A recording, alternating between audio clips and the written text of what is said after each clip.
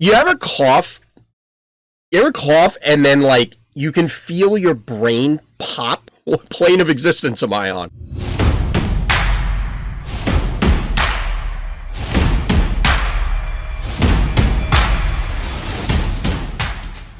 Welcome back, everyone. Welcome back. It's another weekend with a delayed start, and we'll get into that. But first, let's switch gears, say hello to chat, see everybody's excited. Already starting off with the nonsense, because it's always hilarious. Oh my god, I forgot how loud I had my sound up. I had my sound turned up because I was going through my usual edits and simultaneously trying to do things physically around the room. Like, I'll listen to it as I'm cleaning up and stuff like that. And I forgot how loud I had the sound. I had the sound pretty high. But chat, we missed the stream yesterday. If you're watching this on YouTube, whenever this makes it up there, this may be a truncated stream because my wife fell pretty ill this week. Well, really last week, and then was recovering. I don't even want to say recovered. She's getting better now. Started at the end of last week. And inevitably, you know, just due to proximity, I caught some of the fallout. And I didn't have it nearly as bad.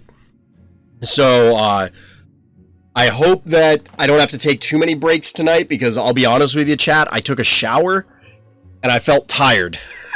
Like, I felt exhausted. It was a different symptoms.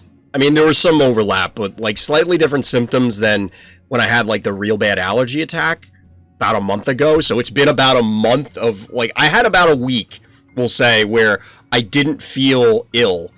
So, just been holed up, trying to drink a lot of fluids, rest, and, yeah, we'll see how tonight goes. I don't know how many games we're going to get in. I don't know how I'm going to feel tomorrow, so we're probably going to lean heavier into game reviews to make sure that we can, you know, keep those going. And we'll start off with that tonight.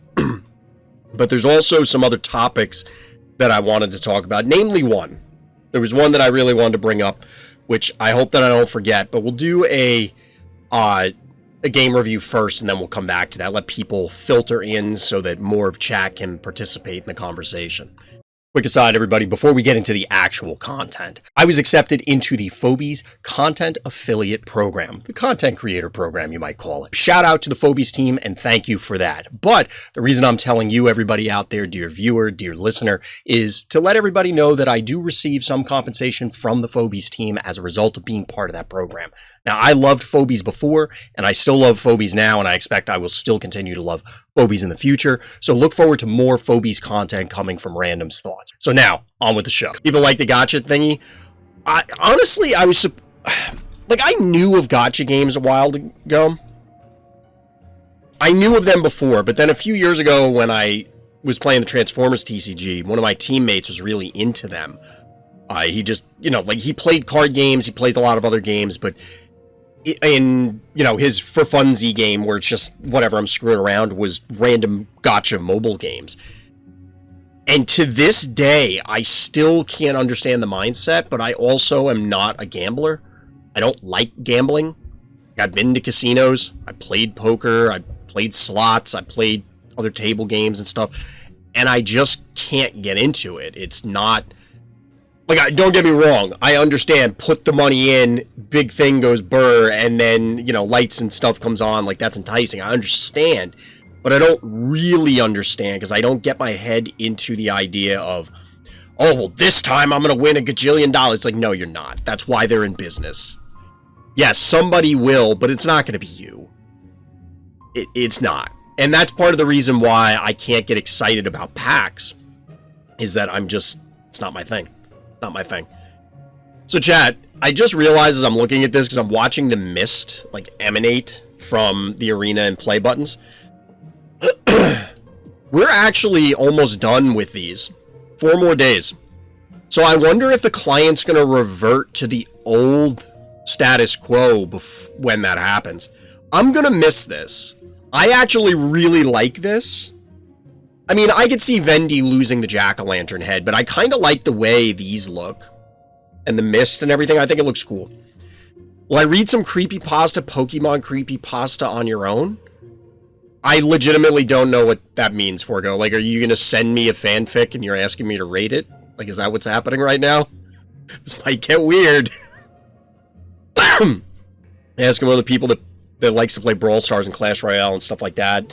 Like to play something mildly gotcha and strategy games, classful. I mean, the problem is, Stronghold, is that I think Phobies deviates from those games a lot. It's worth a try. You know, you can always suggest it, but... Kratosss screaming about Russell, I don't get excited about packs. I mean... It's exciting to open new stuff, but I'm never... So here's the thing, it's the getting the thing. Like, actually opening a cool super rare, or ultra rare, or what, you know, whatever the highest rarity is. The cool thing, when you get it in Phobies, or any game for that matter, to me, that's the fun part, the having it. The anticipation and opening the packs, which seems to be the thrill for most people, or maybe not most people, but a lot of people. A lot of people like the thrill of the gamble, and that's not fun. I haven't leveled up anything on the... Like, legitimately, I've done some async games. That's why I downloaded Phobies on my phone, finally, is because I was basically just laying in bed. Because doing anything more strenuous than sitting was making me tired. Like, that's what happens when you have a fever. Like, I got a fever, and unfortunately... This cowbell was not the prescription. This did not get the job done. And I didn't feel up to playing Phobies. Even though I got this done, because I was hustling my async games. I didn't feel up to playing, because Phobies is cognitively intensive, and just looking at the screen for that long was not good. No bueno. It was no bueno. I tried playing other video games or reading and stuff like that, and I'm like, nah, I just kind of want to lay here. And that was about it. And like I said, my wife had it way worse than I did, so shout out to my wife for toughing it out. I mean, what other choice do you have, right? Hold fast or expire. Shout out to my Darkest Dungeon fans. But anyway, with that eloquent segue and my, you know, my elegant throat clearing, we actually don't have too many games that were submitted, so we might do some high-level breakdowns, chat, after we do the longer discussion that I think is worth having. It's another one of those that I think I should do a separate video on, but we'll see. You ever cough? You ever cough and then, like, you can feel your brain pop? And then you're just, like, dizzy for a second? Where it's just, like, you feel this pop, or multiple pops, and then it's just like, who the fuck am I right now? Like, what plane of existence am I on?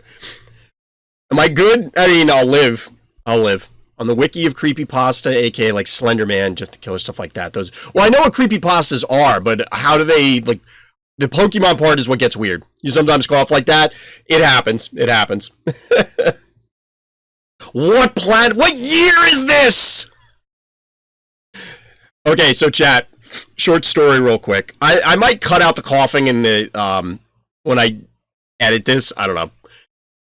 I gotta do I want to do a preview for the Transformers TCG. I've talked about them before. A friend of mine is continuing on in the game after its official demise, the Alpha Trion Protocol specifically. So that preview would have to be out at the time of this recording in like 6 days or so.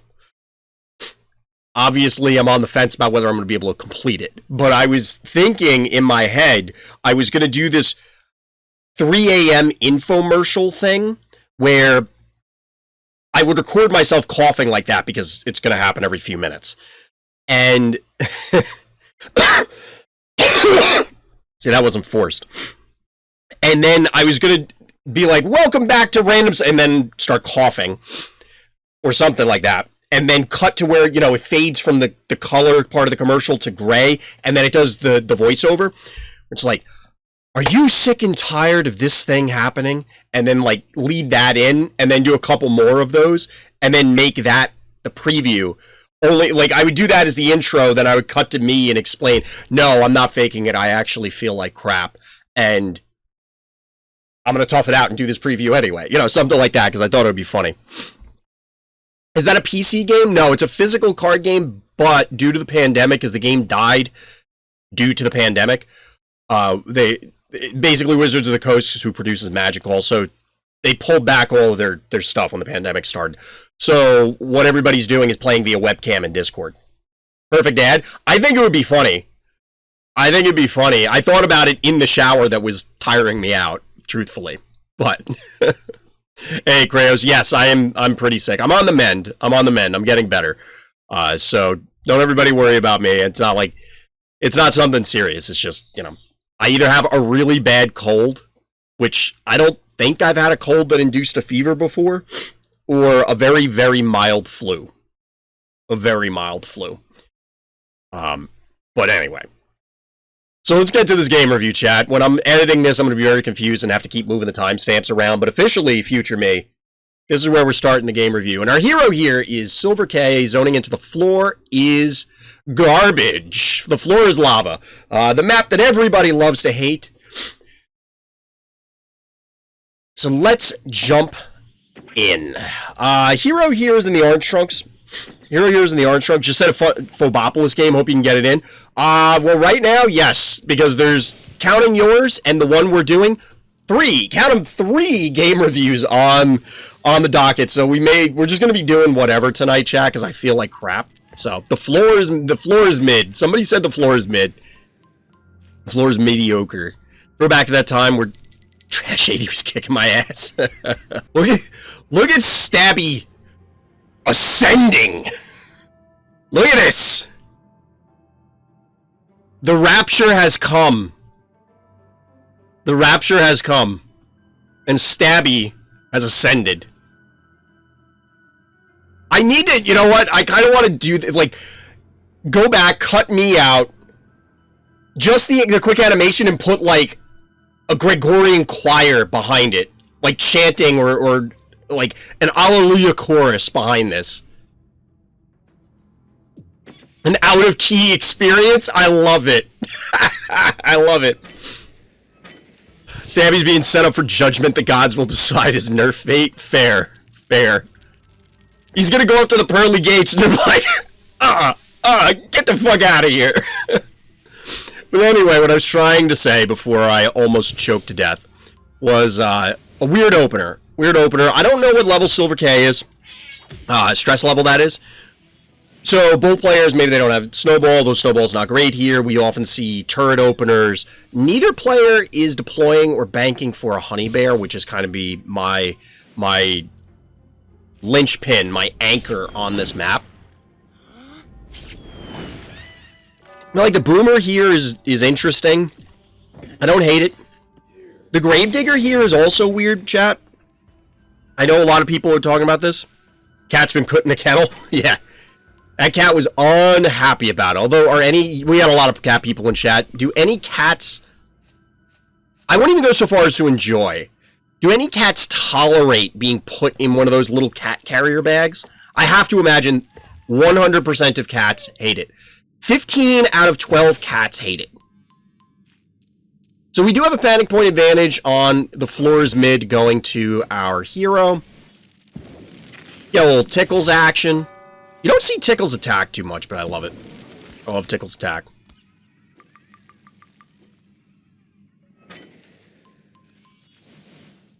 So,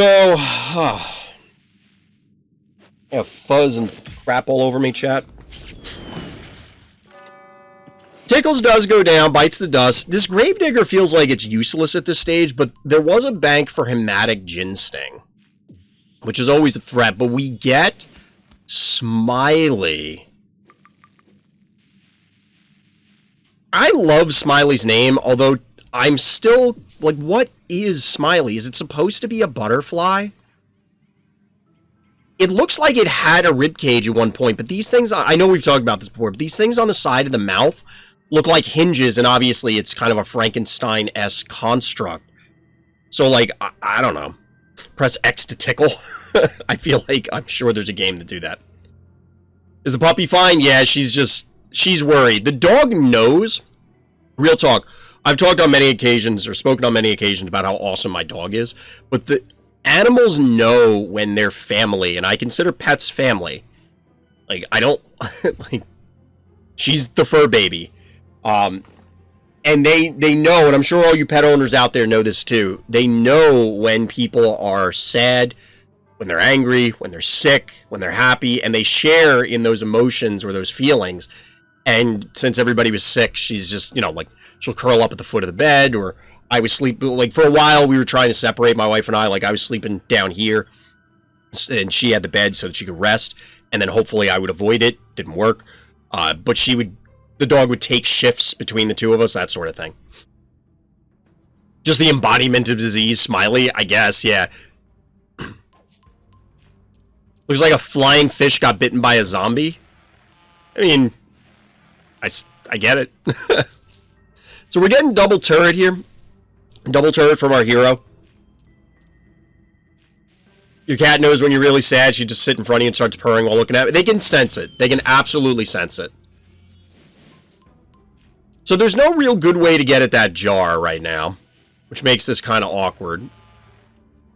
It's the big standoff, but the problem is, I guess this Bowmangles is fine to answer the Smiley, but somebody has to do something to win. And we've talked about, somebody asked, excuse me, a while back, what happens if both players just sit there and do nothing and pass turn forever? And technically, as far as I know, the game never ends. This is the game that doesn't end. It just goes on and on, my friend. And I actually had, after, like, it was between then and now, obviously, but I had a few async games that were similar to that, where I just accepted the loss because I wanted the game to finish for the season kind of thing. And I just didn't care. Because at that point, it was not worth it just sitting there doing nothing. I guess someone hit Chomp with a Smiley. No, there wasn't a Smiley in those games. It was on Pluto. And it was just like, if either of us advanced, they were going to lose because Defender's advantage would get the W. Wait, are we seeing something cool here? Alright. Since we were getting the standoff and I'm rambling, let's take a look at what's actually happening on this turn. The thing is that even with these standoffs, as much as I was talking about standoffs, Gravedigger can set stuff like this up where it just makes your opponent's life very complex. The problem here is that Smiley's going to go right here on this lava and poison this Ginsting. So SilverK here must be banking on the fact that Ginsting's not going to die quickly enough. I mean, yes, Scrungle, I got it. Smiley's doing its job, corner pushing, I guess. Yo, microscopic action, chat. This actually doesn't look like a good position for our hero. They still have 6 keys remaining. They're obviously going to get the big response if they want it. You know, they could go with a big 6 key. The thing is, now that things are diseased, they're kind of freed. You know what I mean? They're freed to just do whatever because it doesn't matter anymore. They're already diseased. You can't disease me further. 3 keys left for bad guy. A time where I'm happily countering Heartbreaker with Smiley, and then my enemy teleported, beat the crap out of it with their mechs, and momentum gave me trauma for real. I could see that. I could see that. So we get a Boo Fairy. Timeout. This will lead into the post-game discussion, chat. You'll understand why momentarily. So we get a Boo Fairy, which is very, very rare. You can't kill me if I choose my own death. It's going out with honor, right? I'm going out under or on my own terms. But despite all that, the invade yields a 4-2 panic point advantage. And, I mean, this will die next turn if it goes in. It obviously can't wait, so it's going to go in. I guess you might as well do that. Get all up on there. This actually body blocks, which is kind of cool, but there's just no way that the Ginsting doesn't die. I don't really understand the Boo Fairy of all things, but I don't know what SilverK's collection looks like. Like, what level is this? So the Ginsting's level 11. This is a level 9 Boo Fairy, so it's not insignificant. I'm just looking at random level. This is kind of funny. It reminds me of Beetlejuice when they shrink his head at the end. You'll have to forgive the stray coughs and sniffles, chat. My bad. Yeah, so the Boo Fairy can compete. The Boo Fairy can compete.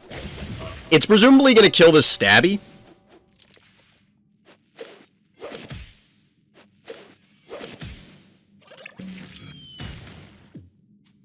Oh, this only has 327 health left. So the Mangles does survive, but like 3485. Bad guy might be playing this just a little too defensive. Because, and maybe they didn't have a chance to advance, but like, they retreated on all these turns, and to what effect? Like, what did they accomplish doing this, other than dying?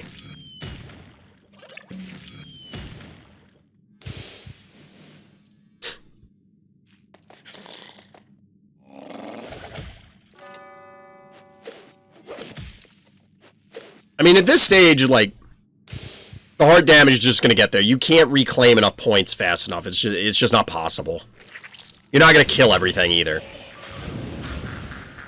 Check the Phobies channel. That's the part where you promote the Discord. True. Ball game. Well played, good guy. Well played. That invade looked dicey, but honestly, chat, honestly. Alright, chat.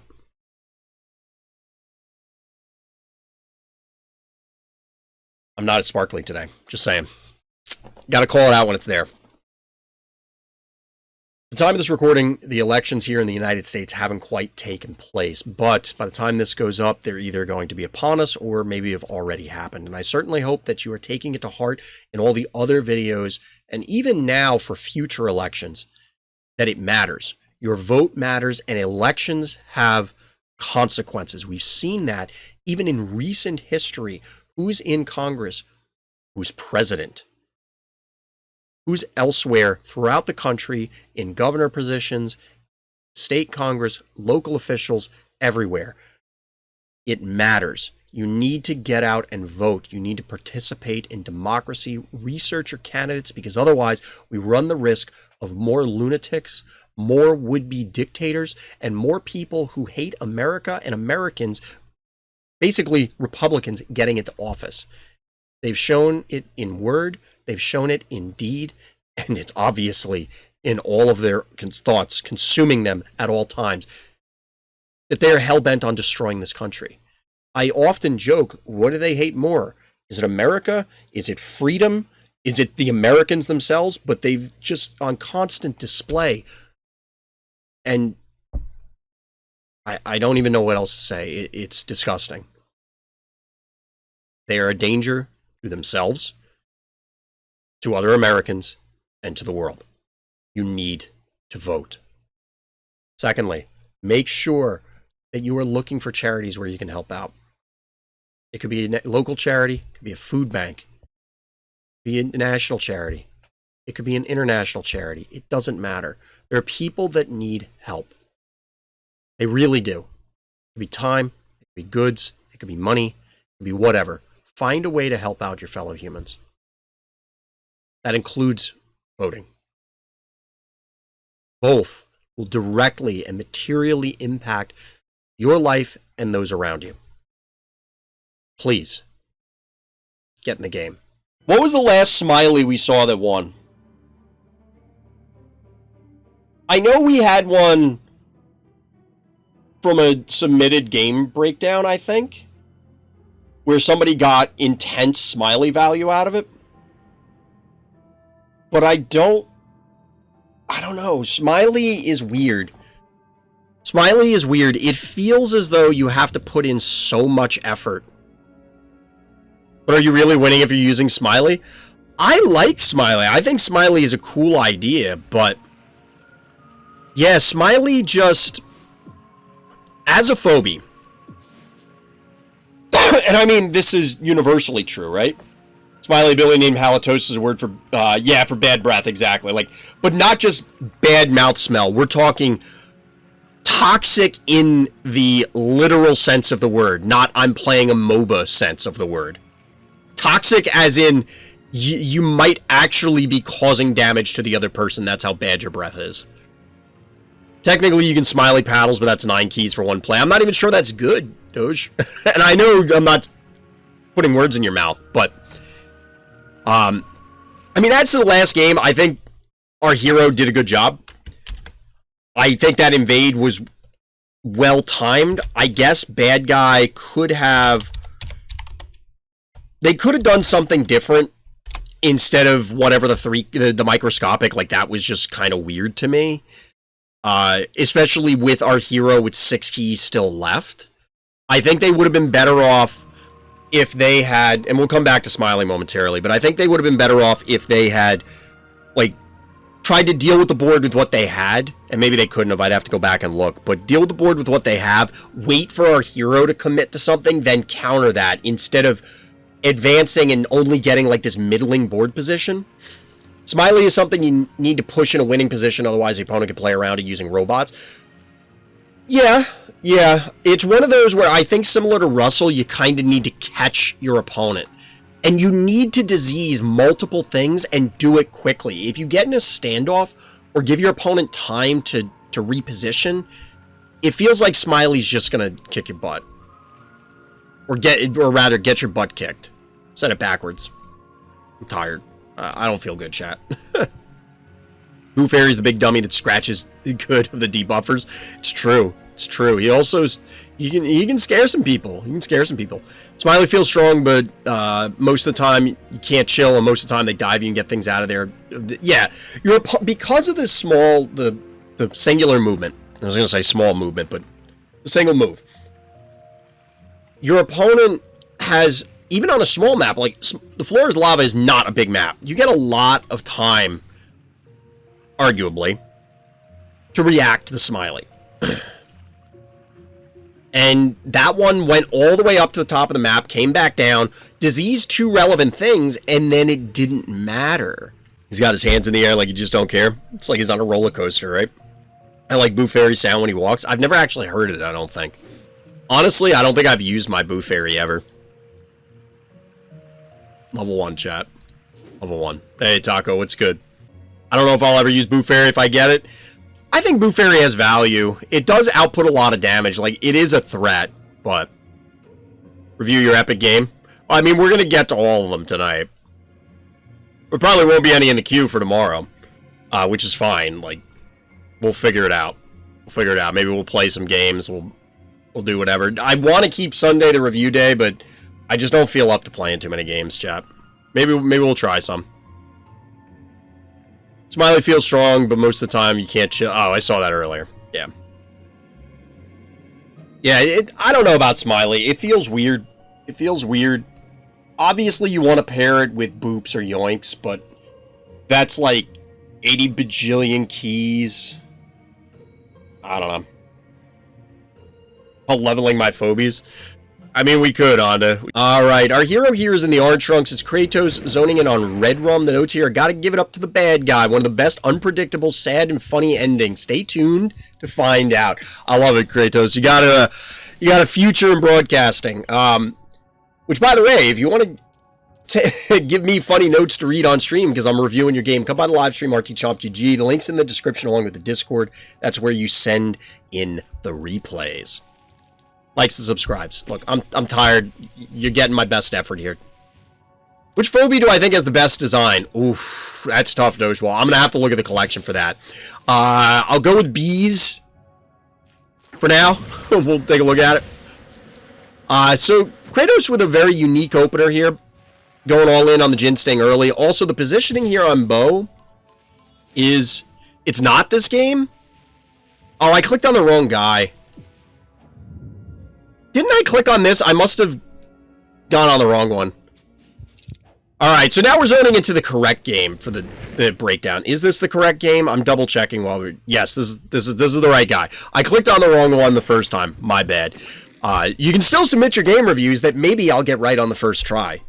Links in the description, likes and subscribe, blah, blah, blah. You get it. Heroes in the orange trunks. We're zoning in on Carousel, one of the orange maps. I've talked about it before. The map's already giving me a headache. The map's already giving me a headache. We read the notes a minute ago. I'll still put the marker at the other spot when I edit this later, but whatever.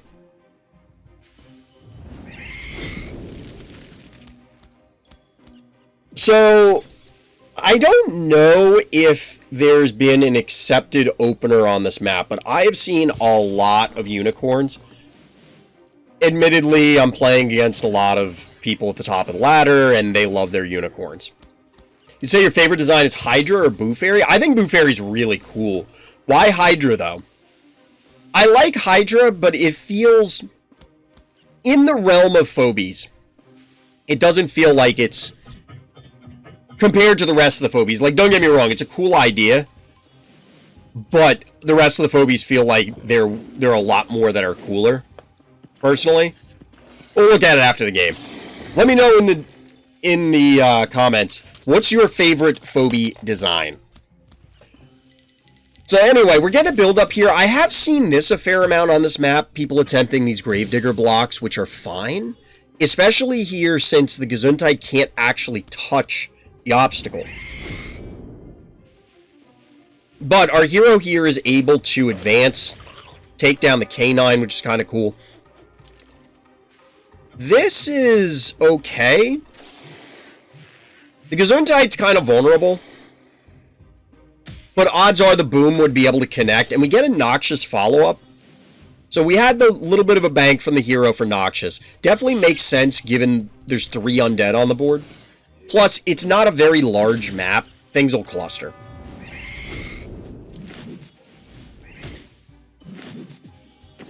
Someone said in the Miss Cha server, Boo Fairy is the fear of getting watched by many people, like doing public speaking. That's why the ability name is Stage Fright and animation has many eyes. That's actually pretty cool. I didn't look at the name, so I didn't realize... I mean, I'm sure I've looked at the name, but I didn't realize it was Stage Fright. I wouldn't be able to tell you that offhand, but that's pretty cool.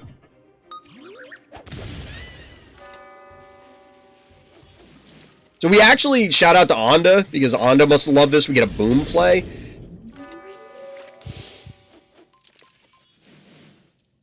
And then we get the invading Noxious. It gets an elimination and a poison here. I mean, the poison is on what you want. But it's not... I mean, I guess this is okay. If you can back off, which you kinda can't. The problem here is, even if you back off as Kratosss, say you try and cap this point, you're going to end up losing stuff because this can roll up. Oh, wow. We're getting some aggression here. Kratosss is saying that the Noxious got its value. Wait, what? I don't know about this one. I don't totally hate the Noxious invade. It's not great. But I think you need to supplement it, because this is just dead, isn't it? It didn't even need the bow mangles. Didn't even need the bow mangles, and now neither of these can threaten these. And the Clinico is dead weight. Now, that being said, there are 6 keys.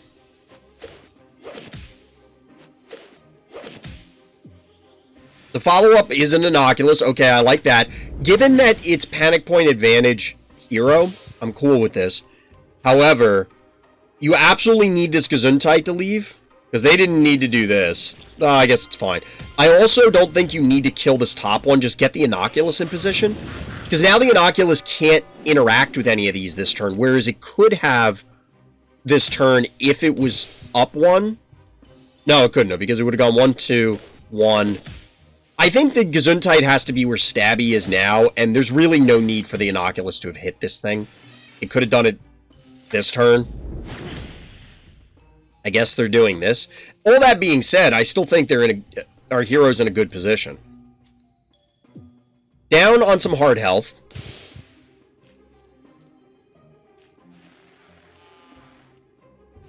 Spider is the last of the keys, which I don't hate. You can pick some things off, but again, I don't think that this obstacle had to die. Certainly not now. Because that Clinico could have still been providing value for you. Arguably, our hero's down on board position here.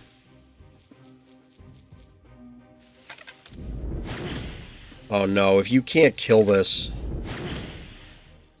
Okay. Alright, so the unbearable goes down. That makes it fairly... Oh my god, chat. This is a 40-turn game. I just realized this.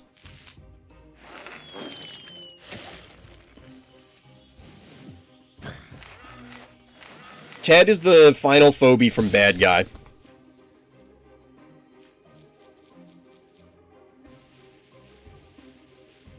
Yeah, strap me in. I hope everybody took their potty breaks, because we got a long way to go. In fact, another half of the game. That's how math works. Oh no is right. Yeah, I think there's about to be an oh no moment. Ted versus 2 turrets and a Moffat. The thing is that you could... I don't think Ted is going to be that big of a deal, because the spider can just walk in, walk out. The Ted is not the big deal. Oh no, not like this. No, not like this! Oh, wait, that's actually a cool play! Honest to God, chat, I didn't even see the murder wing back here. I didn't see the murder wing back here. Part of it's because, like, I'm not all there right now. But I straight up didn't see this. I kind of want, like... This is actually a really sick play. This is a really sick play. It's like, why are you killing this Ted and then offering up the spider? You're not going to do anything. Oh, wait. Yoink. And then dead murder wing. That's a sick, sick play.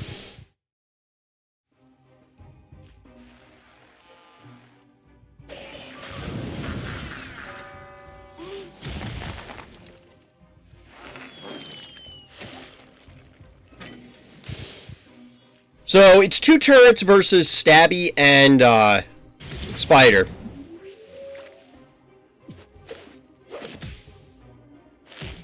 Oh no, the trap! The poison will kill this?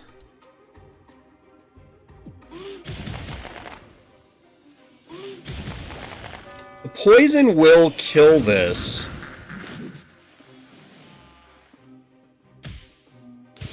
So our hero has the panic point advantage. I don't know about that one.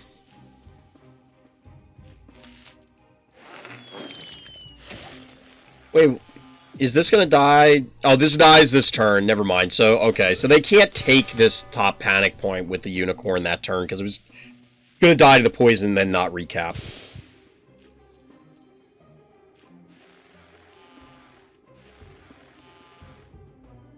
So we know that there's no trap on the center. Obviously, we don't know if Kratosss knew that at the time, but they're going for it. The turret face-off. We are at 2,300. There's an enormous life lead for our hero. Oh no, is this... Yeah. I knew this was going to happen. They were just going to stand right there. So, in hindsight, it's easy to say... just move up 2 spaces, because there's like no way that they put a trap back here. Like, why would they? Does traps cost you the game? Absolutely. You're kind of stuck at this stage. There's really not much you can do.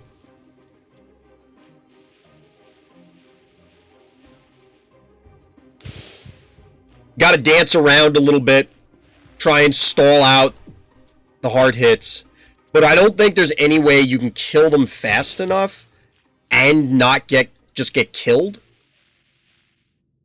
Because you need 2 hits on this plus the dimensional hit to get a draw. So you 100% have to just run.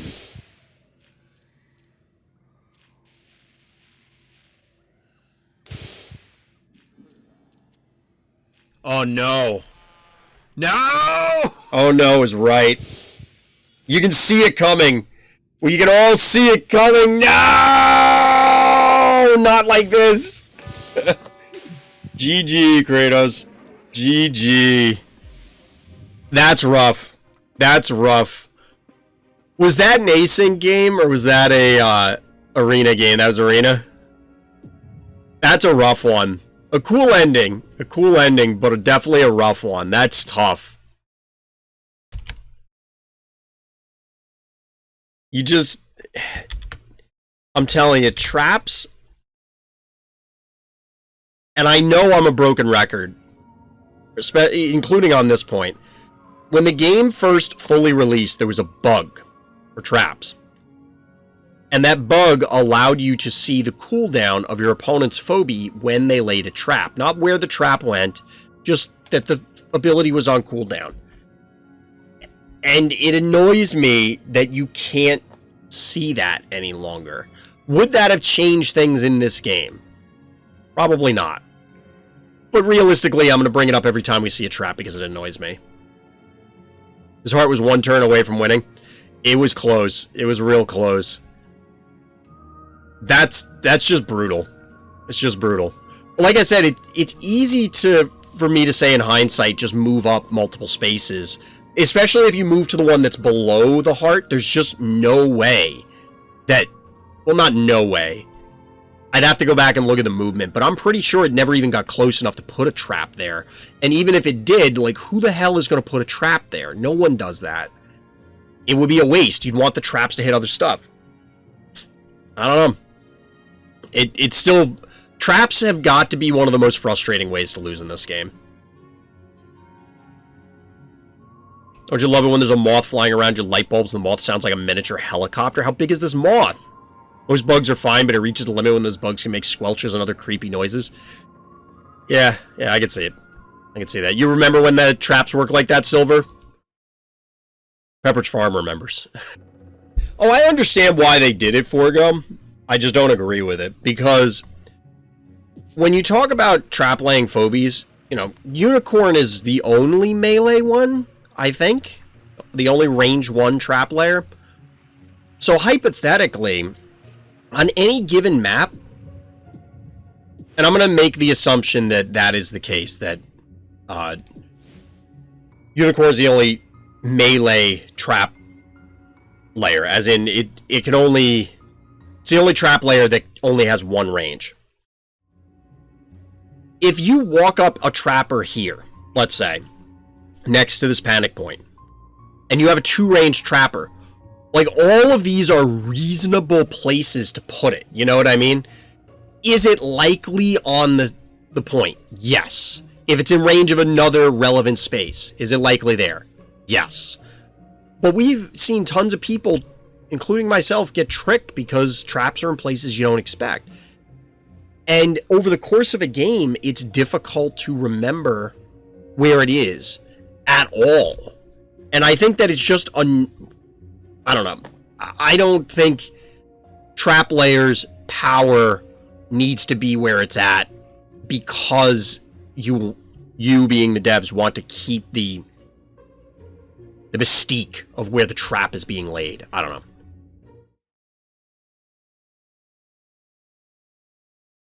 Where's Bulldog and his... Wait, what?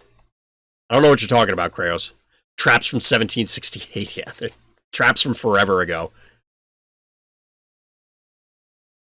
Early enough, when you play async games and look through turns before you play a turn, you can usually find traps. Why? Is there something that happens in async where you're just assuming, like, oh, well, they only moved one space or one movement, so that means that that's what it is. I'm one of those people that don't put traps on panic points because most of the time it gets eaten by one key. I mean, that's reasonable, Kratosss. It depends on your level and your opponent's level kind of thing. Like, if it's going to one-shot the one key, I think it's fine. If it's not going to, it's not worth. Cowbell tanks so much. What am I missing? Oh, in this game? I mean, Hoploy, I think, is like level... They're over level 100, right? Stress level. It's gotta chill, chat. Hold on. Gonna do a little Emperor Palpatine gaming for a minute. I'm sure I'll overheat in like 2 minutes, because that's basically what it's been, is like these hot and cold flashes kind of thing.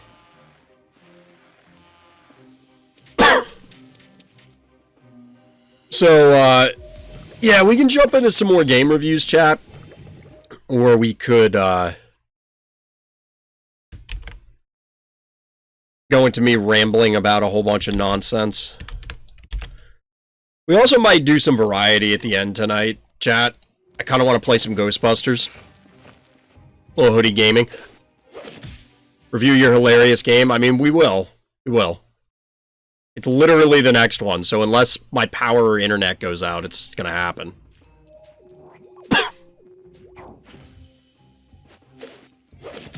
The Zappy versus Erratic battle seems very, very silly. I should do a game breakdown of high-level stuff, but given that the review queue is so low at the moment, we might just save it for tomorrow. And I'm hoping that my brain will be able to focus a little bit better, too. This is weird. I don't know. I guess, no, because our orange player has the advantage here, so I don't really know what the hell's happening. Advantage being panic points, so, like, they could sit back. They obviously don't have to. 314 heal from Spa per turn. It's a level 20 Bluelian. Seems okay. Why is Palpatine here?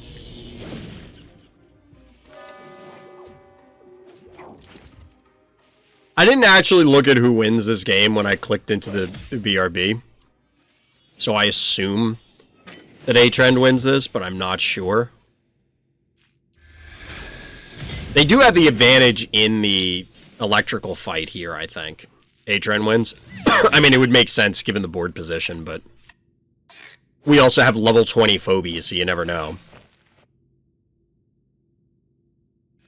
Which, the level 20 Phobies is another discussion that I wanted to bring up, or idea to bring up, to get chat's opinion on it, and everybody watching at home on YouTube, because I do value your opinion, so let me know down in the comments about this stuff, and everything else. But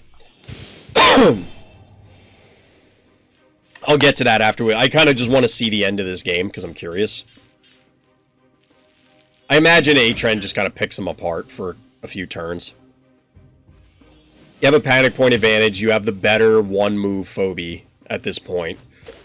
You could debate over, you could debate over Erratic versus Zappy in general, but obviously here, one-on-one, Erratic seems like it's going to be significantly better. It has a life leech, it has electrical damage. Seems okay. It feels like Hoploid just maybe played this a little too patiently. I could be wrong. Given that I didn't watch the first half of the game. Got up to get more water.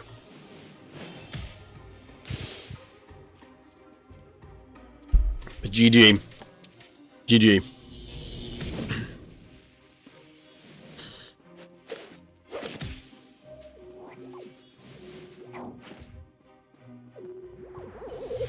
See, this is what I was talking about on a previous stream, where you would think it's Hoploid trolling there, but they're not.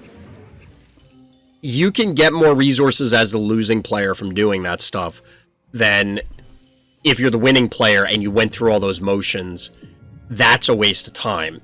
You just click and turn, and then you get all the game calculates all that for you.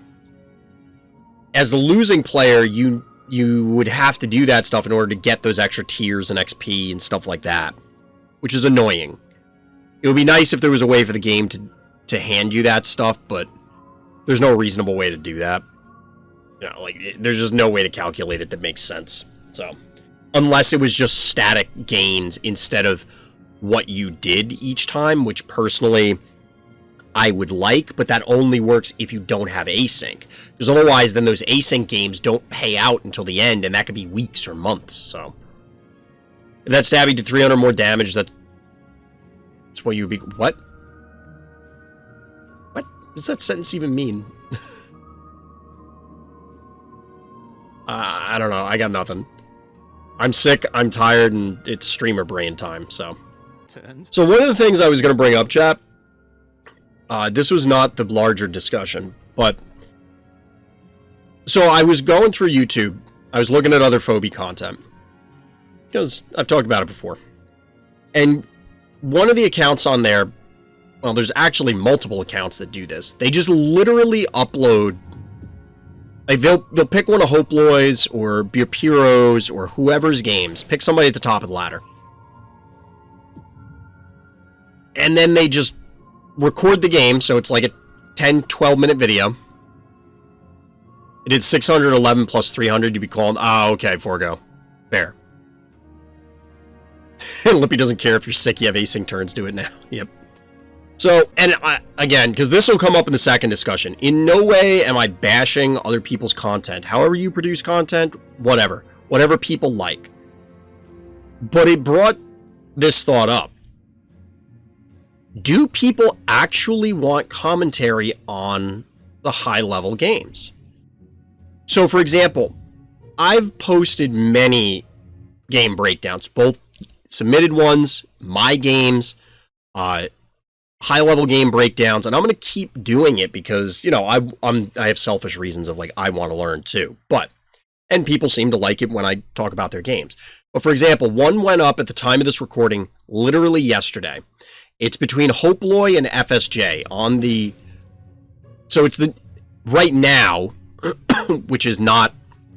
I actually probably have to play an arena game. Now that I think about it. If I don't, I'm going to probably drop out.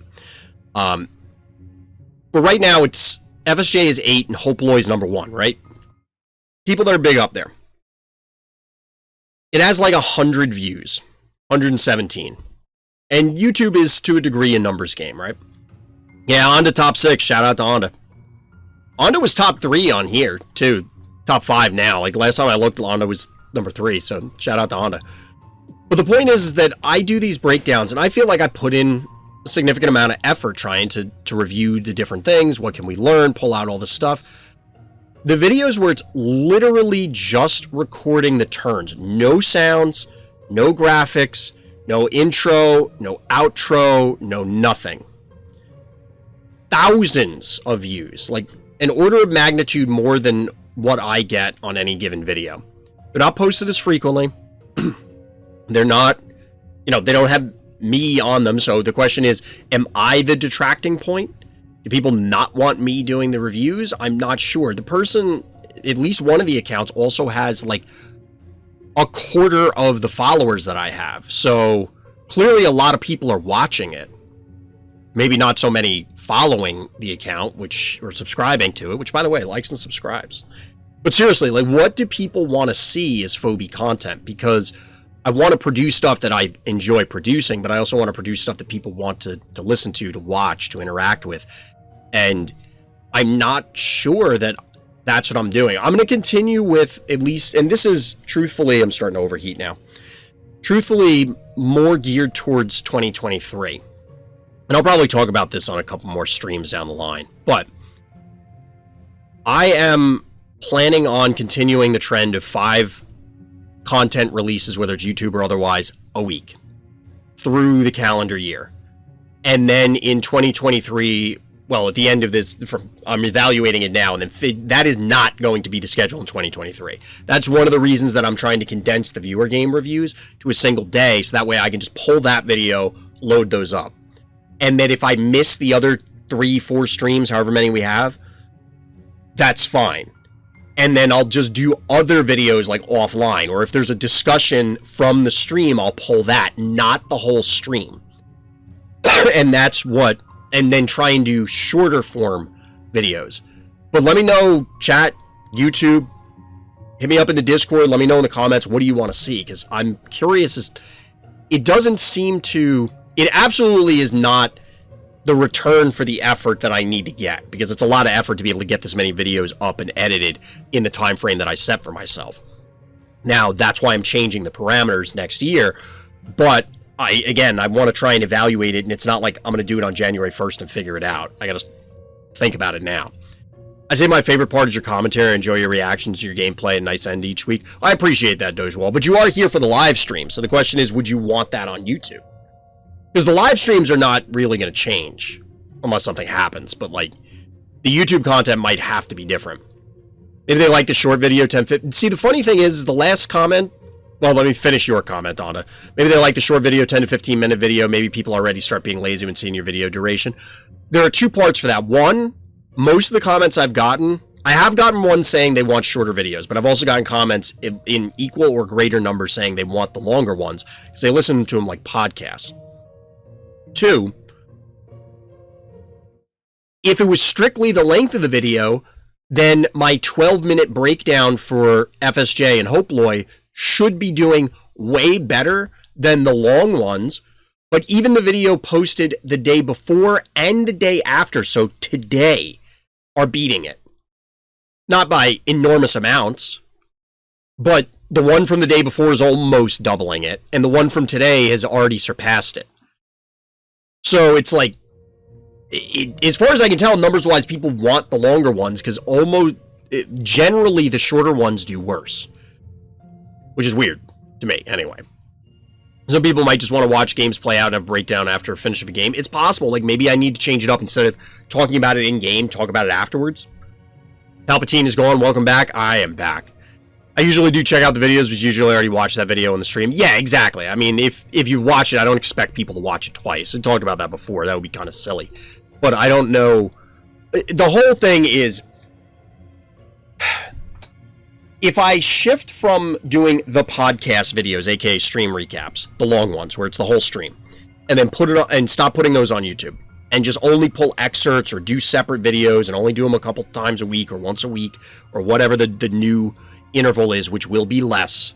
Promise you it will be less. No matter what way it shakes out.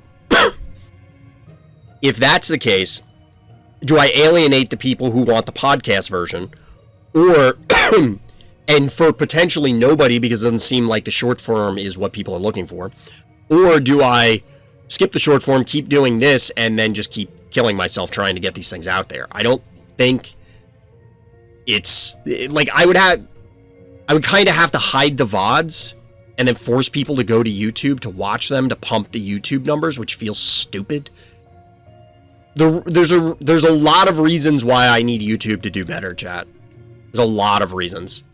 You can probably guess at some of them, but realistically, YouTube, at least right now, is looking like it's better long-term. But there are a couple other projects in the works that I wanted to get up and running, and then everybody got sick. But I need stuff on YouTube to be doing better, and I'm not saying, hey, go watch the video. I mean, I would like people to watch the videos, but... and I don't want to sacrifice something to artificially inflate those numbers by, like, hiding the VODs or something like that. Does that seem silly? But I'm not sure what, I want to offer something else. To say, hey, here's this cool thing I made. Come look at it. But I'm not sure exactly what cool things people want to see. Because it doesn't appear that the stuff that I'm producing... and again, like I said... however other content creators do their things, great. I'm only concerned with what I can do. So if I can't or won't do those things, then that's fine. And I'll accept the limitation, but is that the case? Am I just not producing I mean, it's kind of a weird question, right? I'm going to put this up on YouTube and say, hey, am I producing the content you want to watch? Well, nobody's going to get to this point in the video to see what I'm saying, you know what I mean? It's kind of silly. Speaking of... ensuring that people fully and comprehensively understand that in no way am I bashing other creators in any capacity, because I don't like to do that. I don't want to do that. But there are other things that have come up offline, and actually happened a while ago now, not that long ago, but at least a few weeks back, that I think deserved some discussion points. And we'll get back to game reviews after this, because I know dogewhal is pushing me. So, one of the other content creators, now former Phobie content creator, it's either Dan Likes or Dane Likes, I forget. They put out a video saying that they are giving up Phobies.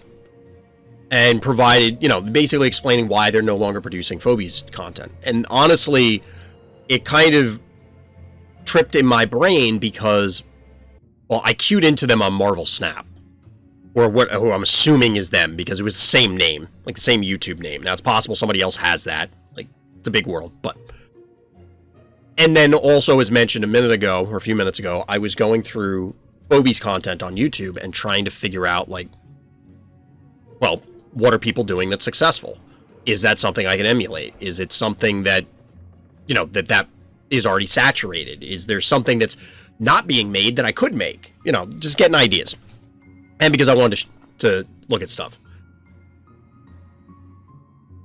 The problem was, well, there were a bunch of problems that were presented, but one of them that I thought was an interesting discussion to have, and there's also an ancillary interesting discussion, which you might start with first, but to give you the major points, the highlights. Step right up. Your tone away. Don't let them intimidate you. Waiting for Libby. The major points for this was that Phobies is stale, essentially from a meta perspective, at the time of the recording, which they had made it sound like because they had logged in during the Halloween event, but hadn't been playing, so they didn't see any of the new Phobies, it sounded like. And two, they brought up an interesting point in defense of Phobie, saying that it was free-to-play friendly. So I'm going to start with the second one. Again, not bashing other content creators. I just disagree. It is wrong. I'm sorry, you're wrong. And that sounds very aggressive, but you're just wrong. Phobies is in no way free-to-play friendly. Now, maybe it's free-to-play friendly, and I'm trying to give the benefit of the doubt here. It might be free-to-play friendly in the context of mobile games. Don't get me wrong. There are hyper-predatory mobile games. Hyper-predatory mobile games. Is Phobies one of those games? No. So in that light, is Phobie friendly to free-to-play players? I mean, I guess by comparison, but that's not the comparison we're talking about. You can make a comparison between Game A and Phobies, and maybe Game B, C, D, and whatever, and say, yeah, Phobies is better than those. It's not as good as that, but it's better than this, and maybe it's almost that, but it's not that.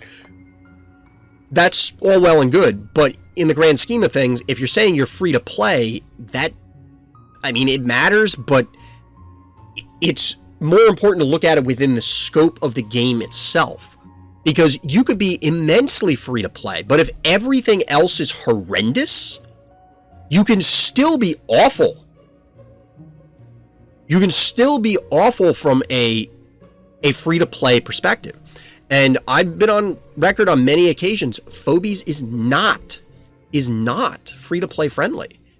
And that is by design. Whether you're buying packs, which are inherently, arguably predatory to begin with, and yes, I'm a card game player. Trust me, I understand how packs work. Packs are a gamble. Hashtag true facts. Then, you have, obviously, the usual mobile thing of multiple currencies, which makes life complicated. The fact that there are boosts and things already implies that you're not going to hit what you need when you need it. Then there are the caps on everything. Then there's two tracks. It's collection acquisition, and then it's Phobie leveling. And this will directly relate into the bigger point. I mean, it's a top 15 free-to-play on Async. It's a free-to-play game for sure, and saying that paying makes you stronger but doesn't necessarily make you win. I don't think anybody...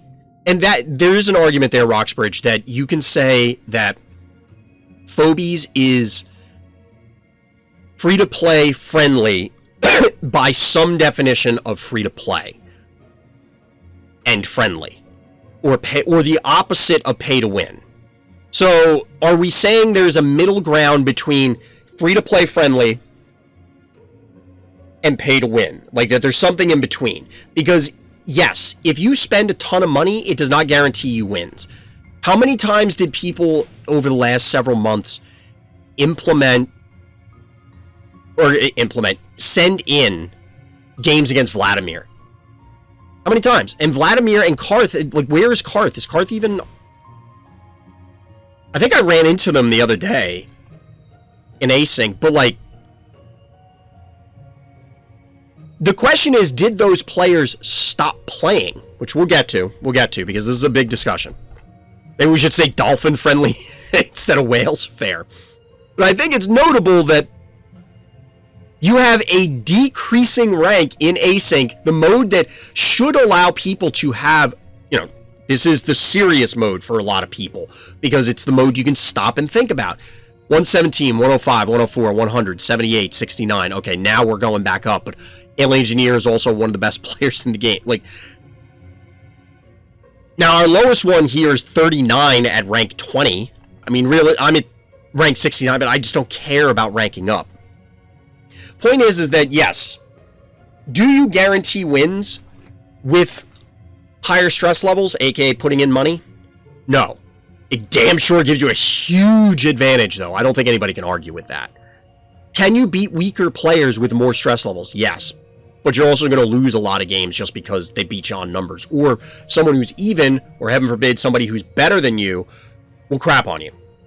Top 20 without snowball? True. The thing is, I do not think Phobies is free-to-play friendly, both because of the collection aspect, because you need to acquire stuff, and because of the Phobie levels, which directly ties into the collection aspect. Again, I know we're going in circles with 2 points, if you can make a circle with 2 points, but the idea here is that if you unlock a brand new Phobie, and you are striving for these top ladder positions, which personally I don't care about, by the way, I'm rank 69. Funny number. If you're striving for top ladder ranks, and you are under-leveled, or even if you're whatever level, the level doesn't actually matter, but you unlock a brand new Phobie. With a few notable exceptions, most of those Phobies are damn near useless. And it's only going to get worse as time goes on, because eventually all these players that are top 10, top 20, top 100, they're going to be up here. And now imagine the level 30 player, which, again, you can get up here now. But if this person's at level 39 and competing against people that are in, you know, stress level 70, imagine a couple months from now a level 39 player competing against these people that are already clearly good enough because they're up here at the top of the ranks, except they're all level 120. It's going to get worse as time goes on unless the game adds boosts. So to bring it all back, to me, no. Phobies is not free-to-play friendly. Oh yeah, you jumped up already, Honda. Nice. I don't think Phobies is free-to-play friendly. I think free-to-play friendly would be you already have the whole collection. Like, you can't have dual collection tracks, essentially, the stress level and the Phobie collection, and call yourself free-to-play friendly, in my opinion. And again, I am a content affiliate. I love the game. They give me stuff, namely coffee. Although I talked to them this week, they're supposed to be sending me my hoodie. That was for Host and Fright Night, not the normal stuff, by the way. But point is that despite all that, I have to call out when I think Phobies is failing. I think that Phobies is problematic. Now, we'll probably come back to this point, but where does that tie into the Phobie staleness debate? Because that's the big one. And I absolutely understand the complaint. Because how many games have we reviewed? Chat, I'm a broken record. I repeat the same things all the time, right? How often have I started out with, well, so-and-so is getting a fairly standard opener on blah, blah, blah map. And then bad guys doing this, which is pretty much the opener you usually see in response to this, blah, blah, blah. Maybe with this slight variation. Like, it's the same. That's why I kind of skip the intros unless something unique happens. Like, that, I say it all the time. And one of the things that this other content creator had said was that a lot of the community doesn't seem to mind that. And I said, yes. I love it, actually. That is one of my favorite things about Phobies, is that it is so static. That's not something everybody's going to like. And I understand that. There is a meta. You have to have or figure out a way to deal with Stabby, for example. You have to have or find a way to deal with Moffats. Stuff like that. You have to find a way to deal with Bowmangles. There are tons of Phobies, but the thing is that one of the comments that was made that kind of, I don't want to say it irked me, but it was strange to me, is that, well, we have this huge cast, and how many of these do you realistically see? You know, it's basically the same 4 or 5 Phobies every game, and that's where I said, whoa, whoa, whoa. That is not true. That is not true. Because, yes, first of all, you can pretty much throw out the 1 and 2 keys, and maybe even 3 key arguments for, well, we see the same things every game. Because realistically, on a small map, 5 through 8 almost don't exist a lot of the time. Because it's just too awkward, and the way the game plays, it's not beneficial to bank for a lot of these. Yes, you'll see 4s, they're occasional 4s, and they were saying that the Innocuous was not used a lot, and I'm like, I don't know what games you're playing, but it's awkward to bank for these, and I'm not saying it doesn't happen a lot, but I see a lot of 1, 2, 3s, fight for board position, bank to something big. That sort of game plan, which I think is reasonable. It's like playing chess. That's like complaining, well, there's not a lot of variation in chess. Yes, the game hasn't changed in a few 100 years. Go figure. And again, I'm not trying to bash people. It's more just, like, that's what you were signing up for with this game, which is why I like it. Now, that being said, I specifically called out a minute ago that you actually do see a lot of variation. Even on a small map, where you're talking about you don't get a lot of these Phobies, you do. I mean, yes, Minotaur may not exactly be lighting everything up, but you see a wide range of Phobies for their niche purposes, and that's the thing, is I think, and it's fine to not like a game that is structured this way, and that's why I keep repeating, I'm not bashing anybody's opinion on this. If you don't like how Phobies plays because you want to have random boo fairies showing up, although we did see one earlier, the point is that Phobies is, you have this core, or it seems to be, you have a core of Phobies that are, okay, these are your general all-purpose, mostly strong in virtually every scenario Phobies, and then you tweak them either with your personal collection, because, hey, you just haven't opened Hematic Ginsting like me, but you have opened Hematic Ginsting unlike me, so that's super high level, but you don't have Klepto. You know, whatever it happens to be, and you tweak your gameplay to whatever your collection happens to provide. Or you have niche Phobies that are, hey, I recognize in this scenario, on this map, I can maneuver my opponent so that I can just blow up their whole board with Brony.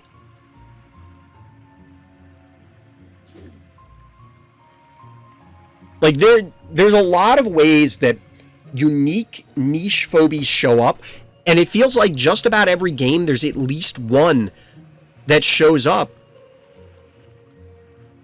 that you wouldn't expect in a quote-unquote standard game. And I think that's cool that, again, whether it's collection or otherwise, and this is where it starts to tie back into the first argument. This is where it starts to tie back into the first argument. The collection, which prohibits people from doing certain things, is what is directly influencing the Phobies you see. You just can't argue another way. Like, is level 1 Poison Ivy good enough to compete against things that are, you know, level 13 through 15? Probably not. Probably not. Random Metabot. I mean, this has an ability, so you might use it. But there are tons of Phobies where you're probably not going to pop them out. Now, one of the examples that was given, and it's also a meme here on the stream, is Charon. It said, well, how many games have you seen Charon? Well, actually, we saw a lot for a while. Mostly because Ondo was trying to force it. But this is something that gets addressed by maps. Again, like, it's... If the complaint is variation, and if Phobies is, quote-unquote, stale, that can be corrected without changing a single Phobie. Literally no nerfs or buffs. No changes to actual Phobies. Just change the maps. Make a map with so many lava tiles, or new tiles for that matter, because there's no reason that if we're getting new Phobies, that the dev team can't create new tiles, just throwing it out there, then all of a sudden Charon matters. It's that simple. Now, the problem is that by doing that, you're making Charon required to a degree. And that's the other part, is these niche phobies have a unique purpose, a unique role. And when they start expanding outside of that, it causes problems for the rest of the cast. Because then if Charon is a standard, or becomes the de facto standard 5-cost ranged unit, what purpose do Cyclops and Stairmaster have? It just displaces them, and then they are useless. So you have to have these unique scenarios, but to me, it all comes back to the initial problem that Phobies is not free-to-play friendly enough, that you can't have niche, like super powerful or produces problems, Phobies, because people just can't get them. Heaven help us if it turns out that one of these stress level Phobies is actually busted. You know, if this one or this one turns out where, oh yeah, that's actually so good that if you don't have it, it's a super duper problem. I mean, we're already kind of in that territory where Akira might, but we just don't have enough people who have it. Again, collection issues. So I'm curious what chat and what you think on YouTube. Let me know in the comments. Let me know in Discord. Links in the description. Because I just don't know. I just don't agree. And it's fine if you feel that way. Again, one of them I think is just factually incorrect. I do not think Phobies is free-to-play friendly. I think if you make an argument for it being free-to-play friendly, as we were briefly touching on earlier, you're kind of stretching it.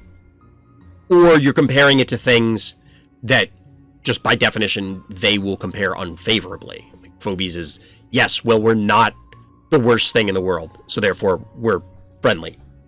Okay, yes, sure, whatever you say. Like that's pushing it. It's pulling it a little too far. But as far as something stuck on my desk. As far as the game being stale, I think that if you feel that way, there's no convincing you otherwise. Because that's just your feeling. I can't tell you that, well, yes, but there's a ton of Phobies that show up all the time. There's a huge variety of Phobies that show up. We see it in virtually every game, at levels up and down the ladder. I use tons of them in different games, even when I fall back on old faithful strategies. There's tons of stuff that makes an appearance. But it doesn't matter how many times I tell you or prove that, because that's just how you feel. And that's fine. The game is somewhat based around the idea of chess, where, yes, you'll have a much bigger set of pieces or options for pieces, but ultimately you're only putting a certain quantity onto the board over the course of the game, and you're going to go with the ones that are most efficient most of the time, and then work in your spot Phobies, and that's fine to me.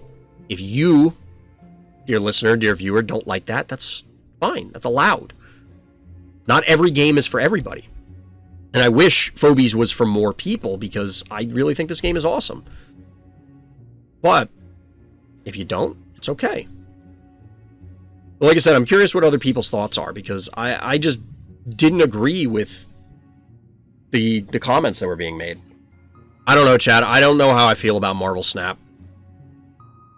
I was talking about in Discord that I think I am, because I'm sick, close to getting Glob nice. I believe Sir Probes a lot will be cloning himself, which could literally be game-breaking. I get the sense they're not going to clone things. We've talked about that before, about Phobies creating Phobies. And I'm sure it could be done, but it does really weird things unless the clone expires after a while, kind of thing. I don't know. I think it's going to be tough. Let me get set up for the next game review, chat. But yeah, I've been playing Marvel Snap. It's fine. I think I'm in a bad mood, and that's why I'm not giving it a fair shake. Because, I don't know. It might be the worst early game experience I've ever played. It might actually be the worst early game experience I've ever played. The tutorial is, I'm not exaggerating, like 300 games. It's not that many. It might actually be like 50 or 70 games. And for someone who's not good at card games, it might be 200 or 300 games. They don't tell you it's officially the tutorial, but the tutorial, to me, is you're still acquiring a decent collection. You know, like, your collection is in shambles. Your collection basically doesn't exist. And you're playing bots.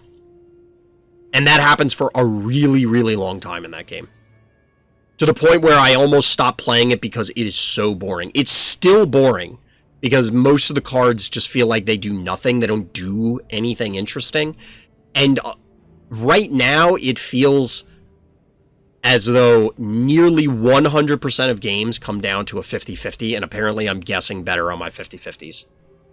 Where the goal of the game is to get the most points over a 6-turn game by playing cards at one of 3 locations. And the locations, there's variance involved, and that annoys me, but that's another discussion. And what essentially happens is, like, I'm winning location 1, or one of the locations. My opponent, if they play at location 2 or 3, and I play at the wrong one of those, I lose. If I play it at the correct one, I win. Like, we both filled up location 1, we can't play any more cards there. That's already set in stone. And there are ways to change that, but let's assume for the moment there's no way to change it. So it's really only locations 2 and 3. And it's flipping a coin. If I pick location A, I win. If I pick location B, I lose. And I'm winning almost all of those coin flips. So I don't know if it's, because in a lot of cases it was bots. People are really bad. Or I'm just getting insanely lucky and that's just going to come around. None of those feel good. But that's my Marvel Snap dissertation for now. Honestly, I want more abilities like Honey Bear where you can just aim anywhere rather than being locked to hitting another Phobie. I hear what you're saying, Doge, but what would they do? Because if you're talking about, like, damage, that could be really scary. Would you like the game simplified or more complex? I want the game to be... Are you talking about Marvel Snap, Silver? Or are you talking about in Phobies? Some people like variables. I mean, look at me. I play Risk of Rain 2. That's a roguelike. Well, I agree with you, Scrungle. Variance... I was thinking about this earlier. We'll get to the game review in a second, because we're going to go on a dissertation again. So, to answer Silver's question about Snap, and then we'll get to the variance thing with Scrungle. I want the game more interesting, which it may be at pools 2 and 3. So they break it up. You can actually only match on the ladder, kind of calling back to the Phobies thing, with people of certain collection levels. So, like, only pool 1 cards are available in pool 1, so you can only see people with those. At least that's how I understand it. So the idea is that you can't go up against somebody who sunk in $1 gazillion, has every card, and craps on you. In fact, it's actually shockingly difficult to find a reason to even put money in, which is a different discussion. But to bring it to the variance aspect, for a long time I just called it luck. And then it was like, I got educated and I call it variance instead because luck doesn't exist. And I got into this argument with a guy, one of my teammates, about how he hates the word luck. Luck doesn't exist. It's variance. And I'm like, okay, that's just fucking stupid. They're synonyms. Like, you know what I'm saying. Like, you're just being pedantic about this. Let's not be ridiculous. You know what I mean when I say, oh, well, he got lucky. No, he didn't. It was just positive variance. Well, what exactly is the fucking difference? Like, tell me. Sorry, I'm sick and I'm in a bad mood, so it's coming out, chat. But then for a while I said, okay, I'm just going to call it variance. It's variance. There's no luck. There's no such thing as luck. It's just variance. It's things outside your control, even though they're the same thing. But as I think about card game design more critically, put my designer hat on. Here. Put the designer hat on. The designer hat is on, chat. When you think about... I can't do this. It's too hot. It's too hot, chat. So, when you think about card game design, or game design in general, people want to vary, most people, and this comes back to Phobies too. The whole complaint about Phobies was that everything's the same. So you're not getting varied gameplay, which we just talked about, I disagree with. But if you think you're not getting varied gameplay, most people will get bored and go, okay, I want a new experience. So the variance is introduced. And then it also, arguably, for some people, you feel that it introduces skill level because now it's reacting to different scenarios. You can't just practice it a million times and then memorize every scenario. Phobies, I think, like chess and like Go, come at it from a different direction where it's not possible. You're always going to be reacting to it, even if you may recognize some like patterns of scenarios over time. You just can't memorize every single move. Human can't do that. Maybe they can, but most mortals cannot. We'll put it that way. And that's where the differentiation between variance and luck for me.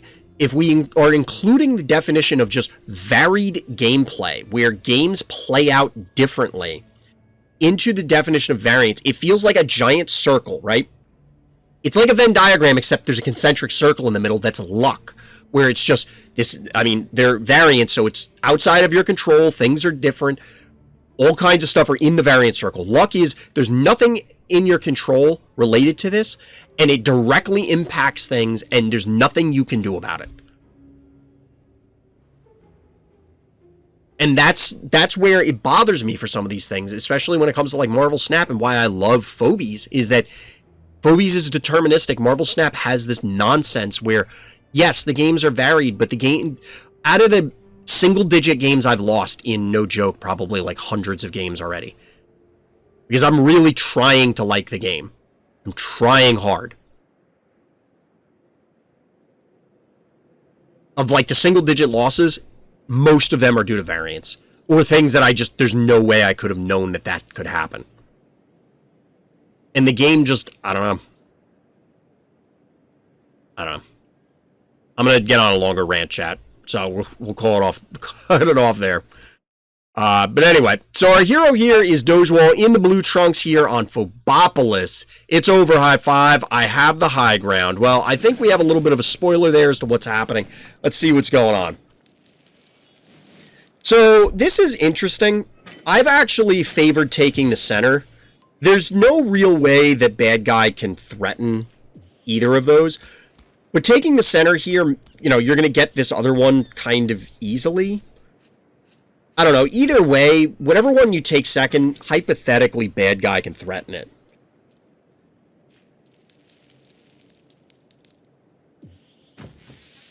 Really want to see a mortar, Phobie? You just want a long-range lob? Don't we have Jar already? Like, we have Jar. Isn't that a mortar? What is happening, chat? We get a fetch. Speaking of Phobie variation.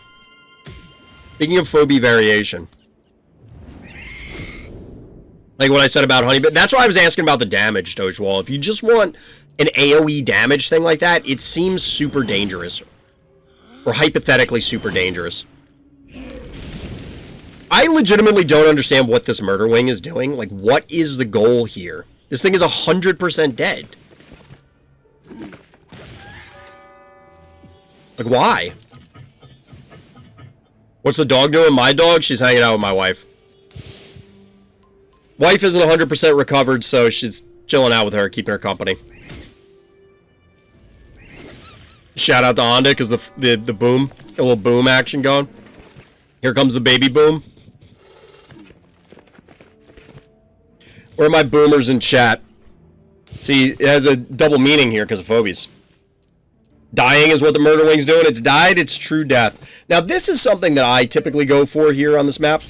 You get the Crushmore set up because then you can body block. I mean, if this wasn't here, you could put a block here or down here just below the fetch and lock these off. So that way you can claim one of these points safely. And it just makes your opponent's life difficult. And then I have Evo 3.0, so I can walk it up and then make your opponent's positioning awkward. But looks like we're just trading Phobies back and forth. 4 keys for 5. It's coming out ahead for Doge. Chat, why is there a sheep? This is your favorite turn? I imagine we're going to see a dead Crushmore. Or are we going to see a dead, Oh, 10 keys!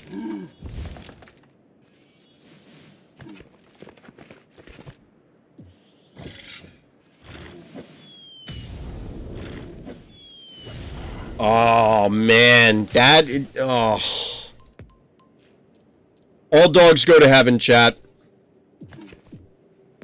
All dogs go to heaven. Rip fetch. The arm yeeter has arrived. Chuck has arrived. I really want somebody to re-record the StarCraft battle cruiser where he goes, battle cruiser operational. And just be like, Chuck has arrived. Like, it would sound awesome. Do they, though? What if the movie lied? Have you ever met a dog? Oh, this actually looks kind of like the tombstone with the little wings is funny. What the hell is happening to Crushmore here?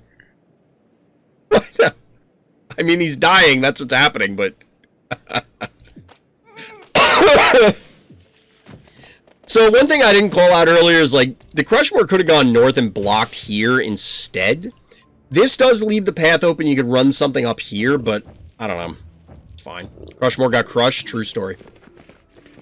Crushmore is being built or deconstructed like a Lego. See? We get Boo Fairy, we get Minotaur. Chat, we were just talking about variation and phobies. Here we go.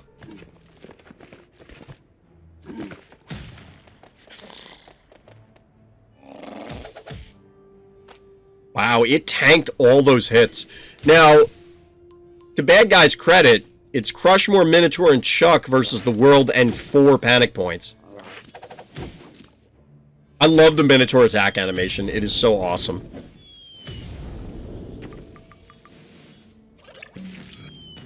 That's why I like Minotaur. He's a big tank. How much health does this Minotaur have? Never recover from such a huge loss. 1,600 health at level 6. This is a level 10 sheep, and I mean, it's almost 1,800, but it doesn't have much more health, chat.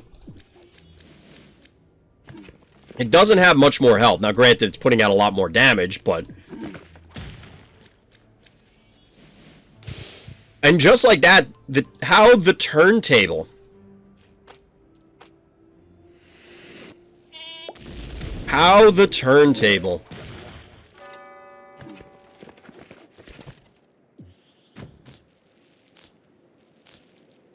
Sheep and Minotaur have the same HP at the same level. I mean, that's kind of telling then, that for 1 key less, you get that amount of HP. I mean, Foul makes sense.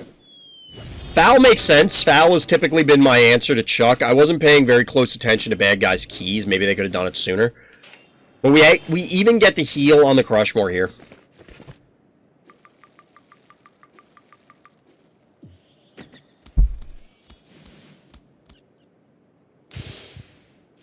Our hero's taking a beating on their heart, but remember, big map. They have plenty of time. Wait, really? Honestly, my neck hurts, chat. I can't do that. Because of being sick, I've been sleeping in, like, weird positions, so my neck hurts. This Foul is in range of everything. Why? Why? Oh!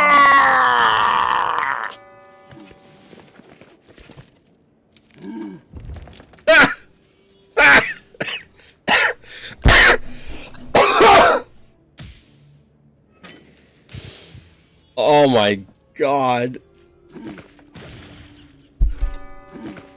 It didn't have to be like this.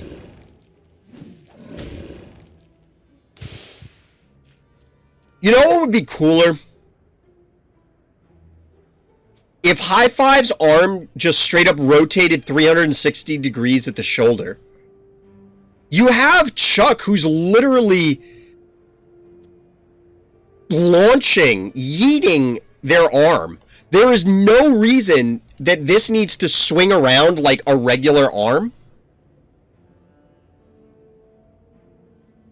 Then again, it wouldn't get the effect of it being a 360 degree around it, so I guess that works. I guess that works. It would be cool if it had a second animation where if it was single attacking and it would do, like, just a rotary one. That opponent that was an even 7 keys for 2. Great deal. Great deal. People are lining up for that deal. 0 keys to 0 keys. High Five's hand is an eggplant. I don't know what eggplant you're eating, but I'm not a fan of eggplant, chat. I like a lot of Italian food, but I do not like eggplant. I was about to ask, is this High Five even going to break the obstacle before the game ends, but it looks like the answer is yes. Maybe it's a plum. Honestly, it could just literally be a lead weight. I feel like our hero's kind of trolling a little bit here by choosing to actively never cap another point. The bad guy has honorably accepted their fate. Chuck and High Five are different colors. Yeah, they're basically... I mean, what's the... It's just the arm, right? It's the arm and the colors. I don't think there's any other differences. High Five's arm is an apple. You should be very concerned. GG, well played, Doge. That was a funny game. That was, in fact, a funny game. GG. It was just a giant sack of flesh that's filled with weights and is attached to the arm. I mean, that's probably what it is. It's probably indicated to be like... It's supposed to, I mean, I kind of assume personally that all the undead are kind of leathery. So, like, I'd have to go here. Chuck and High Five, I'm assuming. High Five's body has spikes. There are spikes here. I don't think they're on the in-game model, though. Yeah, this could be... Actually, you know what, chat? I think Scrungle just figured it out. That sure as hell looks like a hollowed-out Contortio attached to him at below the elbow. Is that, like, secret Phobie's lore that we just discovered? That Chuck and High Five are actually... I mean, it would make sense that they're made up of other Phobies, but... I think, yeah, I think High Five is literally has a Contortio grafted onto its arm. Or what's left of a Contortio. We solved it, chat.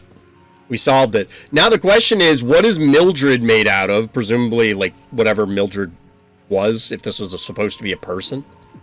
Contortio makes for a good mallet? Apparently. I'm trying to see if there are any other Phobie, like... Does any other Phobie have Unbearable's claws? That was formerly an Unbearable? Or formerly a different Phobie and now is Unbearable? Is Unbearable a stuffed bear? I mean, I guess technically, but... It's supposed to be a joke on... Or not a joke, but like... A reference to old circus bears, I think. Its hands look like bear traps? I can kinda see it. They're more claw-like, though. They really feel like fashioned gauntlets, although I get the bear trap motif.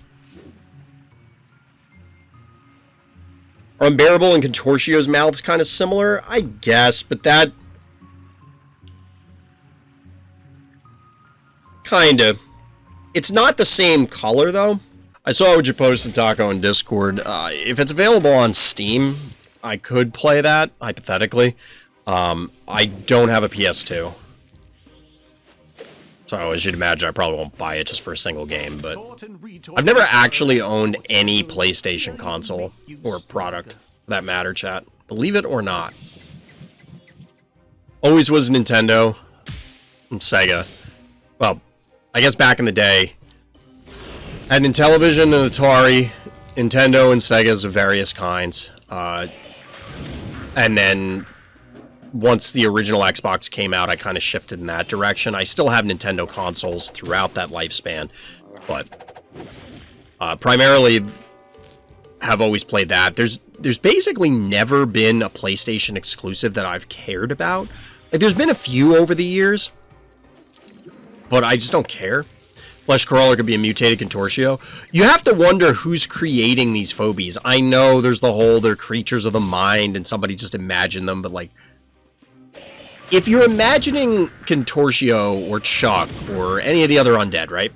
It will, specifically the Chucks, the High Fives, the Gravediggers, the Unbearables, the ones that are clearly stitched together undead.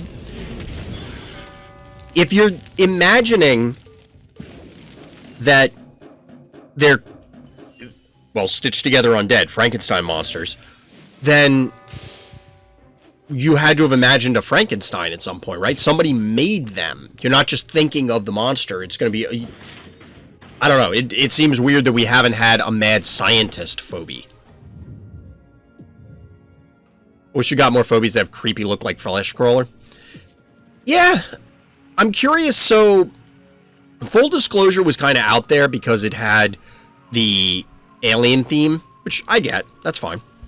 Halloween, I'm surprised we've talked about that before, that we didn't get more Halloween-focused things. I think the Speedola slots were kind of chewed up with, and I have to wonder if the Speedolas were supposed to be in Full Disclosure, and then something full, like maybe Tickles would have been in this. You know, we have a bunch of generic monsters and things, but not, we didn't have jack-o'-lanterns, we didn't have scarecrows, that sort of thing. But whatever the next releases are, say there's a end of year one or there's a 1 year one, could be anything. Could be anything. They could pick any theme they want, and it could work. So I'm very curious to see what they do. What's weird is Bad Sushi is stitched.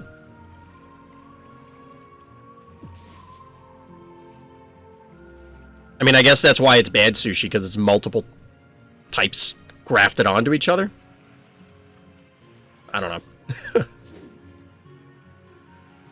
A Pokemon creepypasta game would be a good spooky game. I don't know where to find them. I didn't even know those were games. I thought they were just like memes you post in chat. Wish we had a Phobie that looks like Gorbok from Monster Lab. I mean, I don't... You were talking about that game, but I don't know what it is. Bad Sushi does have a top fin. I mean, yes. So, like, this is supposed to be a shark grafted onto whatever this is, I guess. Can't tell what kind of fish that is. Alright, our hero here, zoning into Red Rum, is in the blue trunks, Renamon. Near the end of the game, I gave my opponent a hard choice to either end turn and do nothing, or end turn and do nothing. Lol. I kind of hope that this is another blocking them in. Like, they built a prison with Rushmore and Gravedigger or something. It would be funny.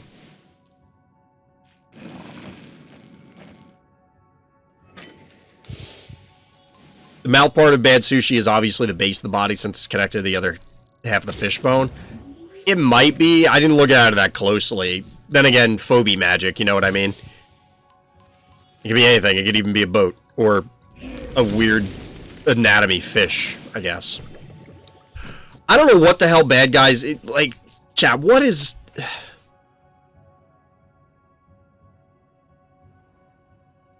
I noticed tonight that when I laugh, I start having coughing fits, so I'm trying not to laugh too much, which is weird.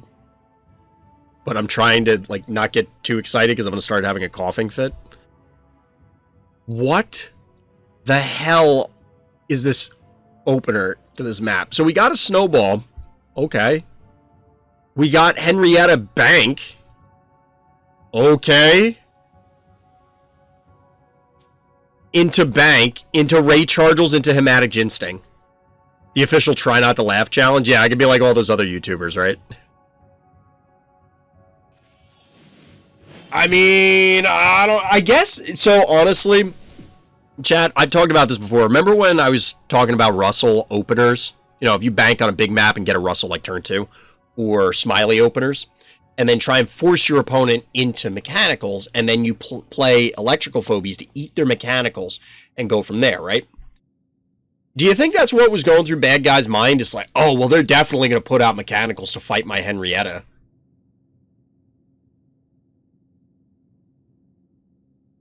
So I have bad news for you, bad guy. I have bad news for you.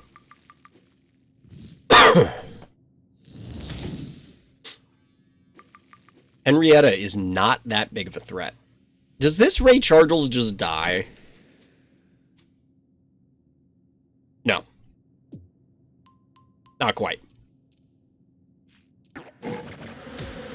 They're definitely going to play Cowbell to kill my Henrietta better rate Chargels. I mean, you laugh, but I guess, so, hypothetically, given that the hero banked, bad guy could have been thinking, oh, well, they might play Hevo, like Hevo 1.0, because that is something you can reasonably bank for on 5 to 6 keys, obviously, and then that would be unpoisonable. So I'll preemptively counter with Ray Chargels. The problem is you can't preemptively counter those sort of things.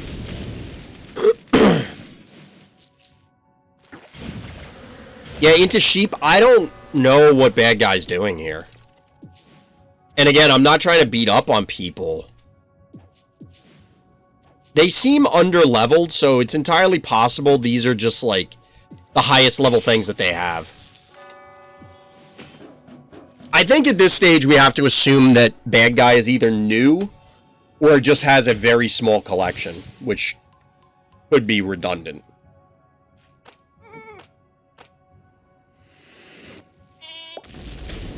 Because at this point, like, what are you going to do? Poison Quest? I mean, maybe. I don't think it's for the Poison Quest. I think it was just they went Sheep because they're like, this is the answer. Or the answer I have. Baby Snakey is the follow-up.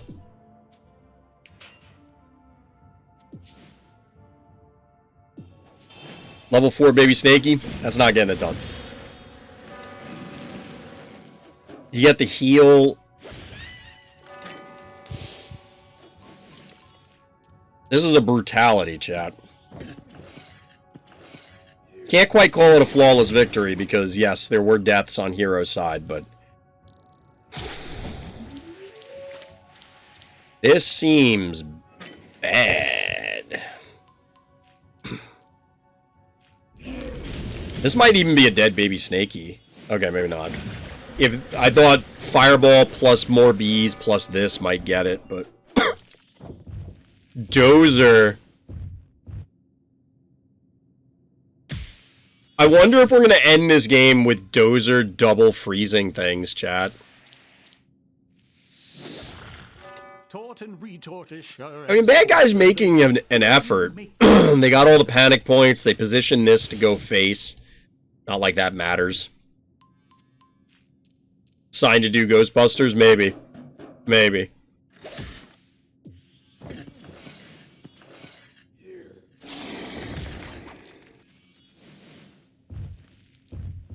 I don't think it's possible to freeze two different things, right? No, the cooldown's 2 turns.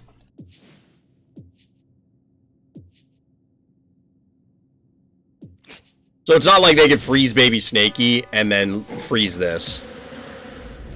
The Dozer face. He's adorable. 6 keys left for bad guy. Quagmire. Cowbell.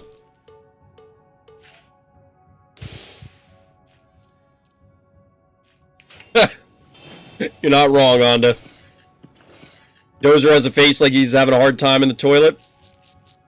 Look, it happens to the best of us. It happens to the best of us. What are you supposed to do against this at this point? I mean, there's nothing you can do. There's nothing you can do.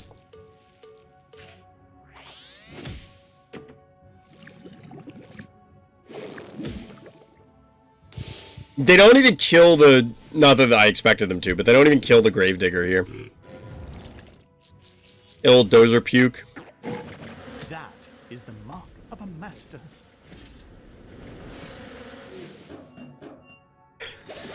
The insult to injury Clinico hit. Got him, chat. Locked him down. Pass turn.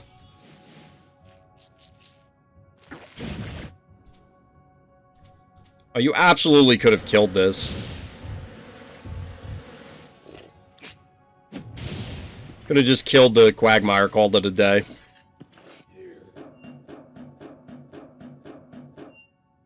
Dragging it out, prolonging their death. Renamon the sadist. Ball game. Well played, Renamon. You gotta love the Dozer. You gotta love the Dozer. Dozer is a phobie that I just don't know if it really has too many uses. We were talking about niche phobies earlier, but like, what is even a map or a scenario where you want Dozer? It feels like you need a big map so that you can have the quantity of keys to get it without really screwing yourself. That is simultaneously not actually big. You need... Like, say you had Red Rum, but you were getting 5 keys a turn. What would that look like, chap? How do you... That's actually an interesting thought experiment. What if... Because remember I was saying how the game changes based on the maps? The fact that Clinico and Droney have the same damage at equal levels will now stay engraved into my brain. Also, the fact Droney has more damage than Metabot. Solo I has more damage. I mean, I don't know why, but Metabot's a medic. I don't know. Dozer does completely counter melee-only phobies with its ability. I guess. Metabot has more HP. Yeah. So, what if the small maps had the key generation and key quantity of the large maps? How drastically would that change? I mean, it's going to change things, right? It's Hevo's Hevo 3.0 turn 2 on Red Rum and Coulrophobia. What do you think, chat? Is there a map that wouldn't absolutely be miserable to play on? I imagine it would be funny for a couple of games. Just for the hell of it.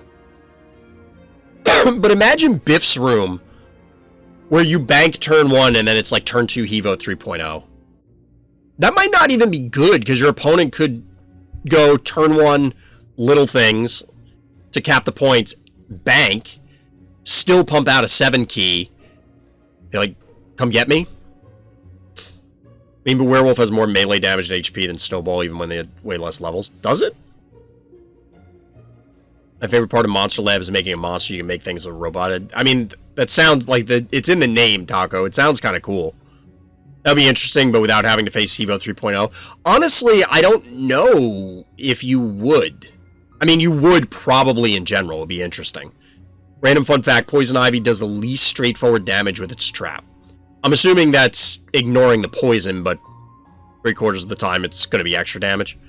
Maybe unpopular opinion, but I enjoy playing less key small maps more than the big ones. You and me both, Outrun, actually. I prefer the small maps for the most part. Obviously, there's certain big maps I like, certain small maps I don't like. A lot of people do and did like, when I say did, like they've fallen off the Phobies train, or they've taken a break, or they just aren't as vocal anymore, did enjoy the bigger maps, because you also do get to play with your big toys. Realistically, you get one big phobie on a small map if you tailor your game plan. So say you want your Hevo, you want your boss, you want your beauty. You really need to you gotta work for it on Biff's Room. On Opticon is an example, but on Phobopolis, or this might sting a little, yeah, you gotta bank, but it's not as big of a deal. But I do appreciate how the small maps operate. That's why I'm curious, what if you had big maps? You wouldn't be able to do big maps with small quantity of keys, I don't think, because I think the game would just get kind of dumb. But what if you had small generations, so you're only getting 3 keys a turn? Or even if it was the same number of keys on a small map, but you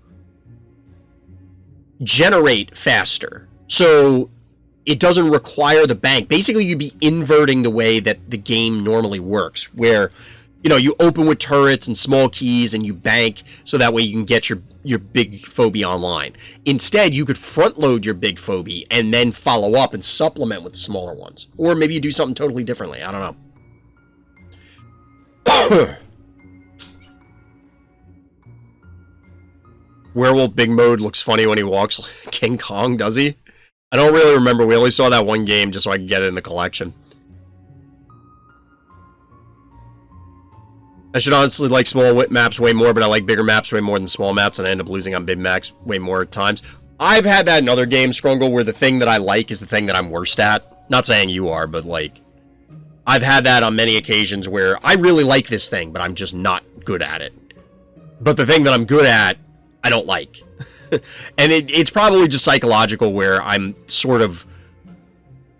I've figured out the thing I'm good at, so I like the other one more just because I still have to figure it out, because I'm not winning, you know. Temptress is tied with Poison Ivy and Fire Ant for least damage at 150. Well, Temptress is... It's not 150 base, is it? It's 150 on the spread? Is it 150 base? Really? Werewolf has weird attack animation. I don't think I've actually seen that, because once we got in the collection, I kind of dipped out. Decided to beat Super Punch-Out again today for shits and giggles. How long did it take you? I used to do that all the time. I would come home from, you know, whatever, and I would just play Mortal Kombat arcade mode. And I would just whoop the crap out of the computer. Just because I can. Put it on very hard, or whatever the highest difficulty was in the particular game, and then just beat the crap out of the computer. So our hero here is Tacobulldog, zoning into Phobopolis. The notes here, they had me pinned against the wall, but got too cocky. Never tell me the odds. So we'll see what's going on. You've been going up against so many Teds recently, in-game or Ted avatars? Look at Ted's smile. This is a nice smile. It's a sweet smile. Ted avatars. I think I got Ted. Somebody in Discord got Jill, which, by the way, hang out in the Random Thoughts Discord. Links in the description. Likes and subscribes. This is a pen, by the way, in case people are curious what I'm holding. I'm tired. I'm tired. You got Jill Onda? Nice. A lot better than a non-existent smile from the actual Ted. Well, this was picture day. You know, you always had that. Like, did you guys have that as a kid where your parents would always make you go and take pictures? Maybe these are Ted and Jill's wedding photos. Do you think they got married after they became undead or before?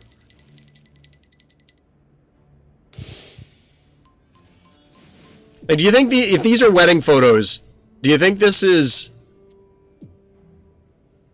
I don't know. Don't say newly deads. Maybe, I mean, newly dead. They also could have gotten married and then immediately zombified or something. I mean, newly dead is supposed to be the play on words, so I get it. It's up to personal interpretation, I guess. So, I didn't say much about the openers, mostly because I'm running on fumes, chat. I'm feeling funky. But we did get some weird stuff going on, namely a Noxious came down. The banks from Bad Guy yielded a Hevo 2.0. I wish this Hevo had flavor text.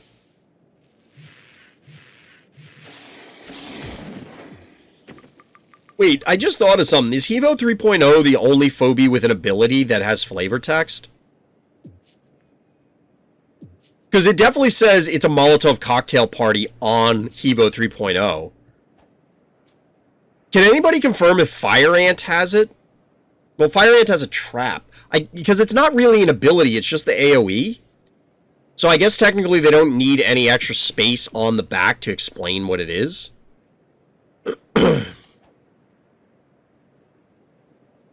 I don't know. But anyway, Noxious got the snot kicked out of it, so it had to pull back a little bit. Probably gonna get... Yep. Gonna take that down. Bad Guy got punished pretty hard here. Bad Guy got punished pretty hard. I mean, they didn't lose that much.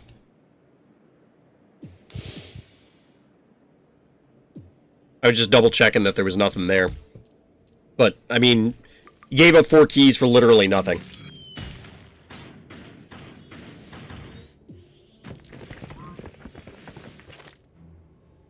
Known fact, Chomp is being held together by silly string and bendy straws. And sheer anger. Brony also says it disabled. Yeah, but I'm not saying... They don't have flavor text, though. Like, does Brony say anything funny on it? Like, Baby Snakey says snake, rattle, and roll, but Brony says nothing, does it? And neither does Graylien, as far as I'm aware.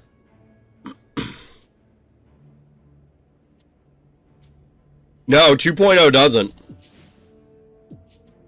Like, it has the name of the ability, Excessive Force, but that's not what I'm talking about. I'm talking about, like, here. Phobies with abilities don't have flavor text. Exactly. That's why it kind of made me think about Evo 3.0. So technically, the AoE attack doesn't count as an ability, which, I mean, yes, but it's more a property of the attack. So we are getting some weird stuff going on. Got a Moly Bully coming in. The Baby Snakey is also kind of weird, but I mean, it's fine.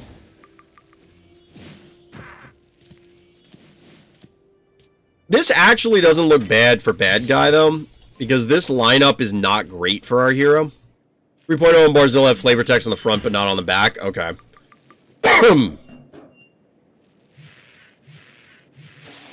So we will get a double poison here. Appropriately done, Taco, because you don't want to overwrite Noxious Poison with Henrietta, because that's just not good.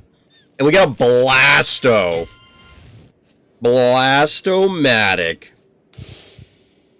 How many things show up on Blastomatic's chest? It has, like, the revolver, the sad face, and then the like, circles? Is that it? I needed that. I assume this Noxious is dead. Mm-hmm. Revolver set. Oh, there's a heart that shows up? Get a little AoE action here, which is cool. I was going to say Barzilla, because chat's talking about Barzilla, but the Moly Bully goes down. That's actually kind of a big deal, because otherwise, this is looking like a scary offense. Is the mark of a master.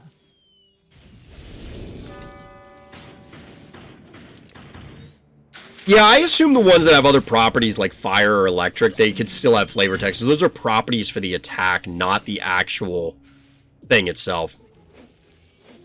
Do you think multiple poison should stack, or is it okay the way it is? I think it's fine the way it is. I could see it going either way. Honestly, letting them stack might be helpful for that mechanic right now, because poison's kind of bad. But it might be too much. So, Hero elects to snipe the jar instead of going for the Hevo. Ooh, because you have the Pterodactyl. Nice. Okay, so that was a really bad turn for bad guy. Like, that is a really bad turn. Not necessarily because Hevo was going to... Like, I don't even... Why did this Hevo come in? There was literally nothing up here. There was no reason for this Hevo to be there. There is no reason for that to be there. You have an unwavering hatred for Pterodactyl? Why? Like, you think it's too good, or... So a lot of effort is expended to kill a... Well, maybe not a lot of effort, but some effort is expended to kill the cowbell. 7 keys left for our hero. Like, did bad guy not learn their lesson about invading in range of the vault? Still almost 2,000 health on this. Oh my god. Baby, what is you doing? They got you cocky is right. Like, there are two ways this could have gone down. Either they got too overconfident, or they were too tilted after the Hevo died. Were they out of it? I don't think so. I think they were just in a really bad spot.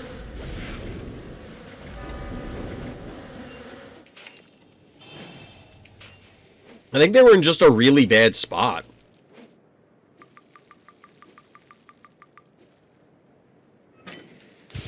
Like, look at this. They just can't threaten anymore. Because everything's dead. Well, the game is done.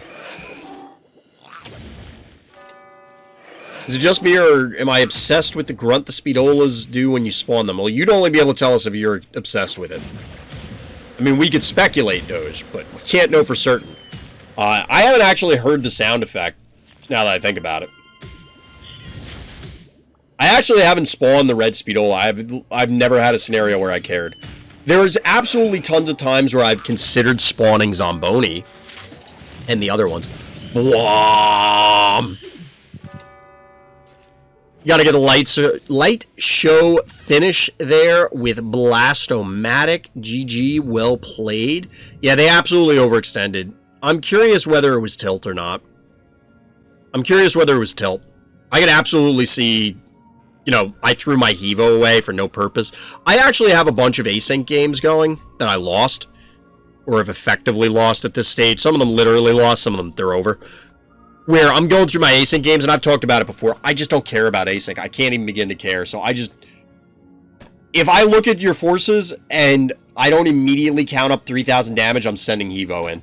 Hevo 3.0, it's getting in there, and I don't care. Like, I'll lose it, and I'll lose the game. If poison stacks, it's kind of scary if Moffat somehow can double normal attack an enemy. It's 1,000 damage a turn. Oh, you redeemed Hydrate? That's weird. So, talking about poison... Because this came up, if you're watching this and you're skipping around the games, go watch the games. Come on. There's funny stuff that happens in the games, and there's always stuff to learn. But, if you made it this far, one of the questions that came up was, what if poison stacked? So the problem would be, what happens when you have different durations? So, like, let's say you hit something with Moffat, and then you hit it with Henrietta.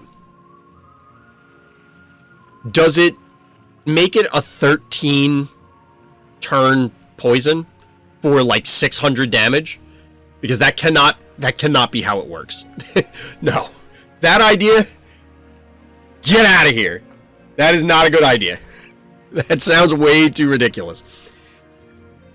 Second question that may make the former idea okay is, how many cures do you need to purge the poison? Is it one per poison? Or is it just one cure gets rid of all the poison? So, say the same scenario. You hit it with Moffat, you hit it with Henrietta. Does one Clinico heal remove it? One Spa? One Muffin? Does that remove it? Or do you need one for each? I could see an argument that putting different instances of the poison, which would be problematic, because you know how the bar comes up during a game? Like, we can just go into a replay.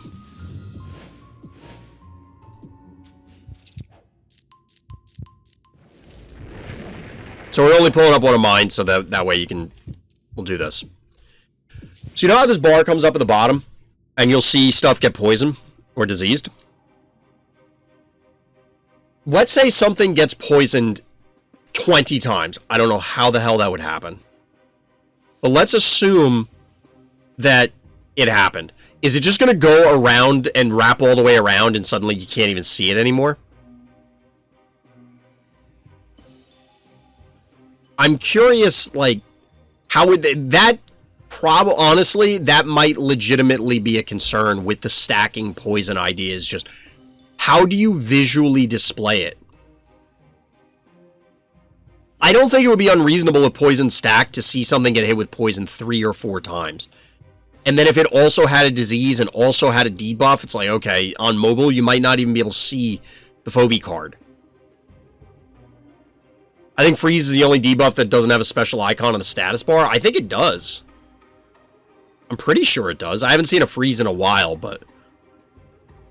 if poison stacks, disease could stack too, wouldn't it? Hypothetically, but I think, and this is something I didn't get the opportunity to say yet, but it was going to be something I was going to bring up, is I think that would be an interesting differentiator between disease and poison, that poison can be cured, but can stack, and disease can't stack, but you have it forever. And I think that would be a reasonable differentiation on paper. Disease can stack with poison when on the same Phobie. Yes, but we're saying in the scenario of if poison could stack with itself, if disease could stack with itself, not with other effects. So I think it would be an interesting differentiator But the problem is, I think that there's UI issues, which is not directly gameplay related, but impacts it.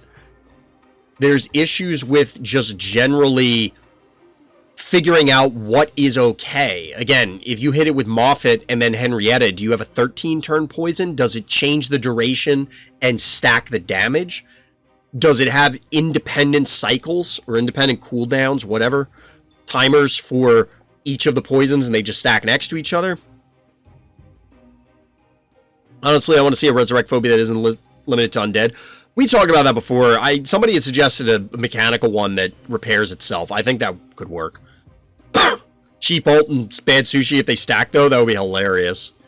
That'd be hilarious. I think we've talked about it a lot before, and even now. Poison needs help. I don't know exactly what the answer is. A lot of things in the game. So here's the general problem, and I haven't done a balance rant in a while. I'm not going to do it tonight. I don't have the energy, chat. I'm honestly legit tired. Like, I need to kind of go lay down and go to sleep. Like, I'm not tired enough to sleep, but I just kind of feel exhausted. But the short version, the truncated version, is this. A lot of things in the game are built upon the idea that poison functions how poison functions how poison functions. If you change those relationships, that arithmetic, that calculus, it's going to throw the entire game out of whack in ways that we probably can't predict. And that's the biggest thing. I just don't... You don't know how... I don't know that there's a reasonable way to determine how the game would be impacted if you had something as drastic as, hey, we're going to change a core mechanic, not we're adjusting one phobie, which could be impactful enough. We're not adding one phobie, which clearly makes a big deal. We're changing multiple phobies, and not just the poison ones, but the ones that cure poison, and potentially dimensionals and undeads, because they are the ones who are... So, for example, we buff poison as a mechanic, so all of these poison phobies start showing up. Does that invalidate undeads? Does it invalidate or hurt dimensionals in any way? Does it skyrocket the value of Boolean? Like, there's a lot of things to consider depending on what it does.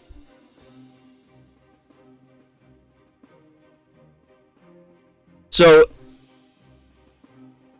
it depends. I think the idea is cool. We've suggested the idea and floated the idea before that maybe you could have some kind of buff to poison, including stacking, but it gets complicated fast. It gets real complicated fast. Imagine a crystal-like monster that would resurrect, and when it dies, it becomes a pile of small little crystals. And when it resurrects, crystals would snap and pull together like they're magnets to make a monster again. I was thinking some kind of earth elemental would probably work. I mean, crystals would be the same kind of thing. Something that it is reforming from the earth, sort of thing. Maybe some kind of plant monster where it literally just regrows. You know, if Leshy... Picture something that looked like Leshy but had Resurrect. Technically, Crushmore is an earth elemental. Yeah. I mean, Leshy could be considered an earth elemental, I guess. Like a swamp monster. Yeah. Mount Crushmore is an earth elemental. I think that's basically what it's supposed to be. We were talking about that before, Chad. I might create the Phobies idea channel, where it's either balanced suggestions, just for people to talk about. I don't know how often it comes up, and like whether it's worth sectioning off in Discord as a separate discussion point.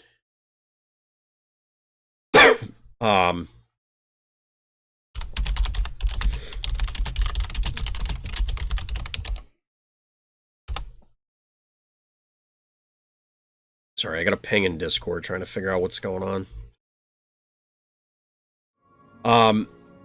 Imagine Leshy having burning tree skin would be sad. Not necessarily. I mean, there's a religious precedent for foliage that burns but isn't consumed. If you know, you know. Probably know, even if you're not really a religious person. Quagmire on his way to explain why he's a swamp monster. So there was a creep show where I think it was supposed to be like industrial runoff, but it was basically the blob, but it lived in or was confined to a lake. And then it was just like this, I forget whether it was under the surface or if it ended up floating on the surface, but it just looked like a black oily pool that was flat when you were able to see it, and then it would reach up and grab people and pull them in when they touched the water. Once more into the breach, your turn to... Psych. Whatever you say, Lippy. I can see a version of Glob where it's like hot magma. Yeah.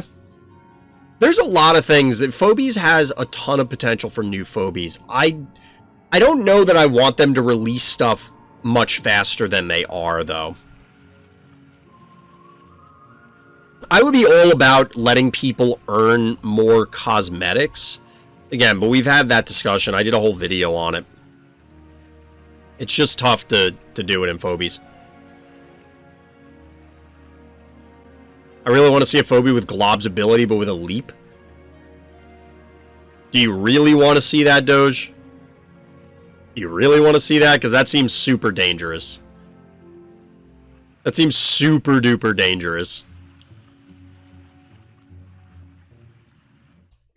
People that aren't aware, let me see if I can pull it up real quick.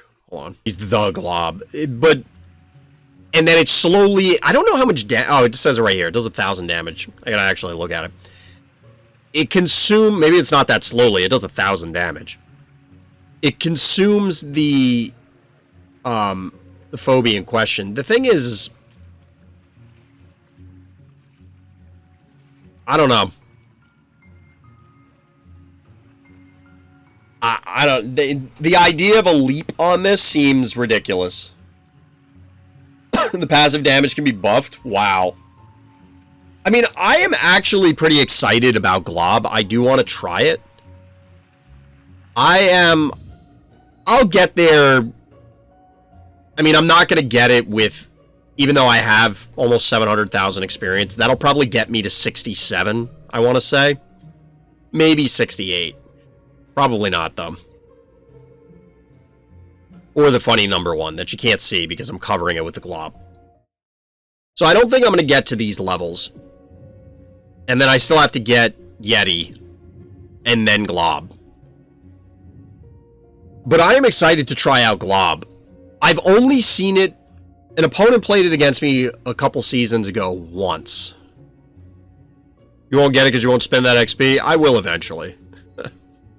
I will eventually. But I don't know how you make Glob work because it's so slow. The difference with Yeti seems way more powerful than Glob. Probably. Yeah, that's almost exactly what I was thinking, Strungle, is that Glob with a leap is like... Obviously, you would balance this hypothetical new Glob with lower HP. You know, I still have the replay where Hoploy uses Glob there. But Hoploy's level 80 billion, so their Glob is level, 75,000. Your whole team can't kill it in 10 turns. It's like fighting the actual blob. Claw's been talking about using his Glob in the Phobies Discord. It's an interesting idea. And that's why, to call back to an earlier discussion, I am of the opinion that there's still a lot more to discover in Phobies, and I think that more people than anyone is willing to admit are limited by their collections. First of all, you can't even get Glob to try it. Second of all, even if you get it, you need to level it. Now, admittedly, Glob is a Phobie that hypothetically you don't have to level as much because it has a huge amount of HP up here. And then 1,000 damage will demolish many things very quickly, even higher level ones. And it just does its thing. You don't need... It's not you need a higher level meatball in order to one-shot the jar. No, you just eat the damn thing. But people don't have it. And maybe the numbers matter. There's a lot of factors. Someone get Rocket Man, we gotta freeze the Glob. Well, that's why you get Yeti first. They don't want to unleash the terror without giving you the safety valve first. There's a game I saw that had a Glob on a canine. Really? I bet they set that up just to see if it works. That's funny. Imagine a Phobie that always one-shots any Phobie.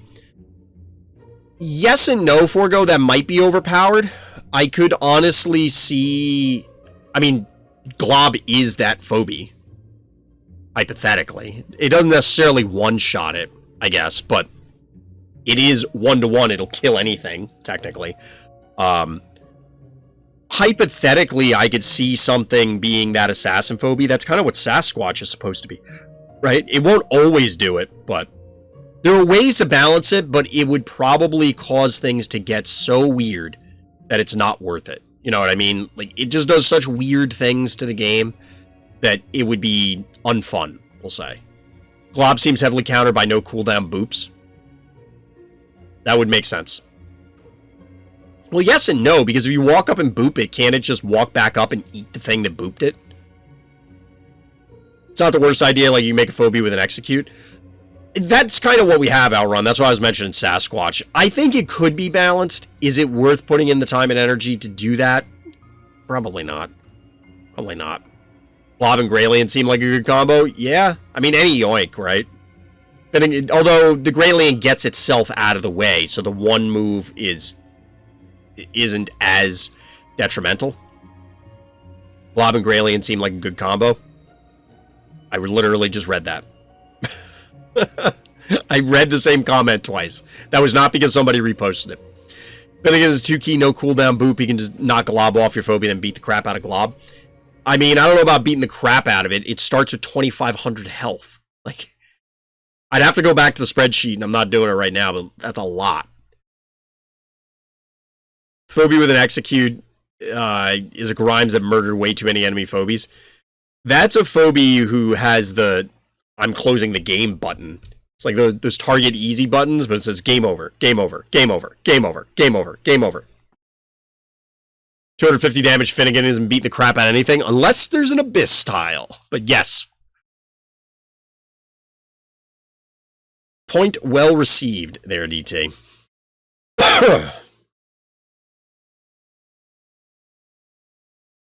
Yeah, I don't know. I'm excited for Glob.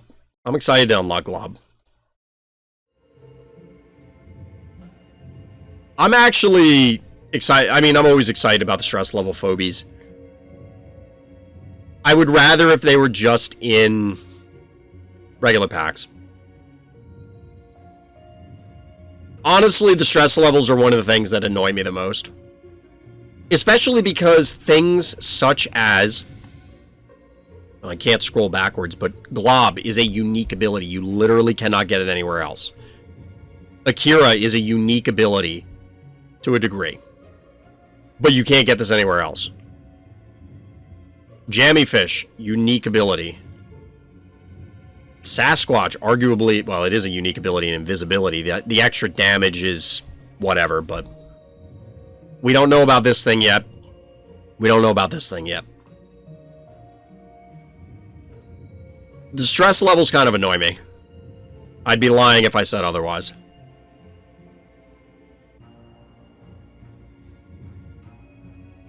I mean, we know who it is, but we don't know what it does.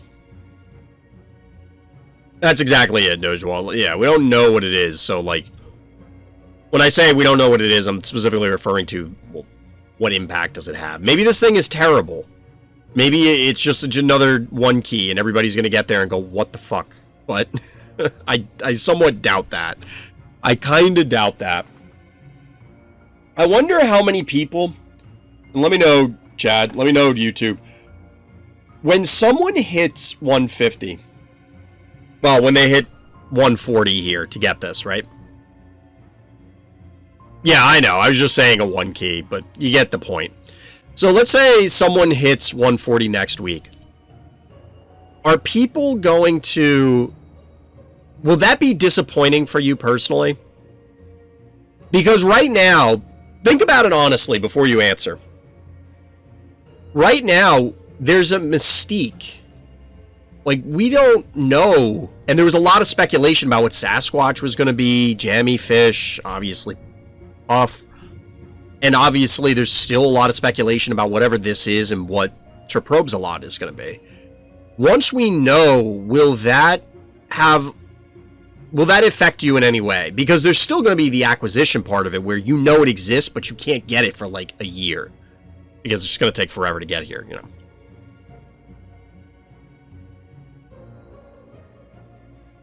It's going to... I think most people are going to unconsciously feel... They're going to feel something, and I want to say it's going to lean negative. It's kind of like in spoiler season for card games, where that's actually not... Oh, I don't know that there's a way to do that, Scrungle. Because that stuff might be server side. And based on what we've seen the Phobies team do, I don't think that the...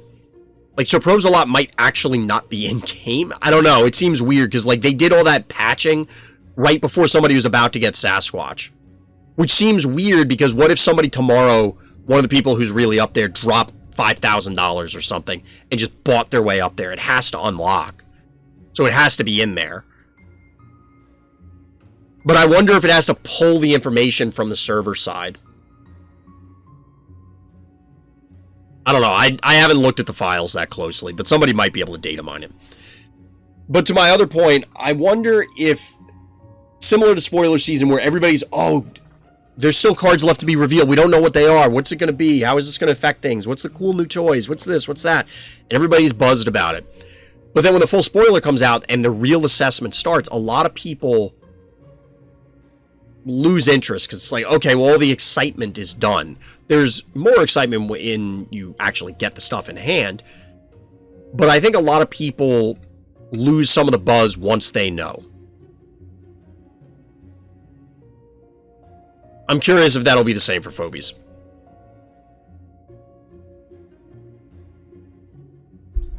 Spent your life getting a free-to-play Probes a lot, just a mediocre 2-move, 2-range, 2-key. I mean, we know, like Chad was saying earlier, it's going to be a 5 as far as we can tell, but yeah, it'd be funny. Phobie with an ability like Globs could be like a guillotine where it has a few turns before the Phobie and the guillotine gets executed. I mean, if you wanted to make a Glob that wasn't Glob dissolving the thing, then yeah. I'd assume they're already implemented. Yeah, I mean, I was just kind of speculating. They have to be there. There's no way they would not be. Well, why wouldn't they be? Because they don't want people data mining it. So one way you can prevent something like that from happening is just literally don't put it in the game. But it's probably just in an encrypted file that's, you know, you wouldn't be able to see. But yeah, I agree with DT. A 2-move, 2-key with 2 range being mediocre is unlikely. I don't think it's literally impossible, because what if it did, say, 100 damage? You could argue that it can't be mediocre because it's either going to be great or awful, but, you know. Real cost is how much does it take to get up there? What, in stress levels? More money than I am willing to put in. So you can gauge that based on my stipend. So again, content affiliate, they give me coffee. I get 8,000 coffee a month. It's been a few months. I bought some of the sales. A couple of the sales. Well, more than a couple. I think I bought a couple from this cycle, and then I bought one of the previous ones. Or 2 of the previous ones. Like, I got one of the cheap ones that was like $1. The Lippies deal way back when. I put in money before I was a content affiliate, and then I got these. Whatever ones were here. And you can see my stress level. Chat, you can see how many games I play. Am I maxing out every single day? No. I'm close, but I'm not. And that's with me getting 8,000 coffee a month from the team. Remember when we were talking about free-to-play friendly? See, I told you I laugh and I cough. All right. I think we're going to close up the sickliest stream of Phobies that I have had yet. Tomorrow is going to be a new day, and maybe it'll be even sicklier. I certainly hope not. But I appreciate everybody that came out for the live stream. If you want to join in on the fun, come by RTChompGG over on Twitch. The link is in the description. Of course, you can hit up the Random Thoughts Discord to talk Phobies and other games. There's always something going on. There's always a lot of hilarity as well. And of course, the likes and subscribes here on YouTube definitely help. Trying to hit 1,000 subscribers, trying to grow the channel. Just like the discussions earlier, let me know what you want to see, what you want to hear, what kind of content you want to see, or would you like me to shift into. That's going to do it for this time. So as always, everybody, thank you for listening. Thank you for watching. And Black Lives Matter.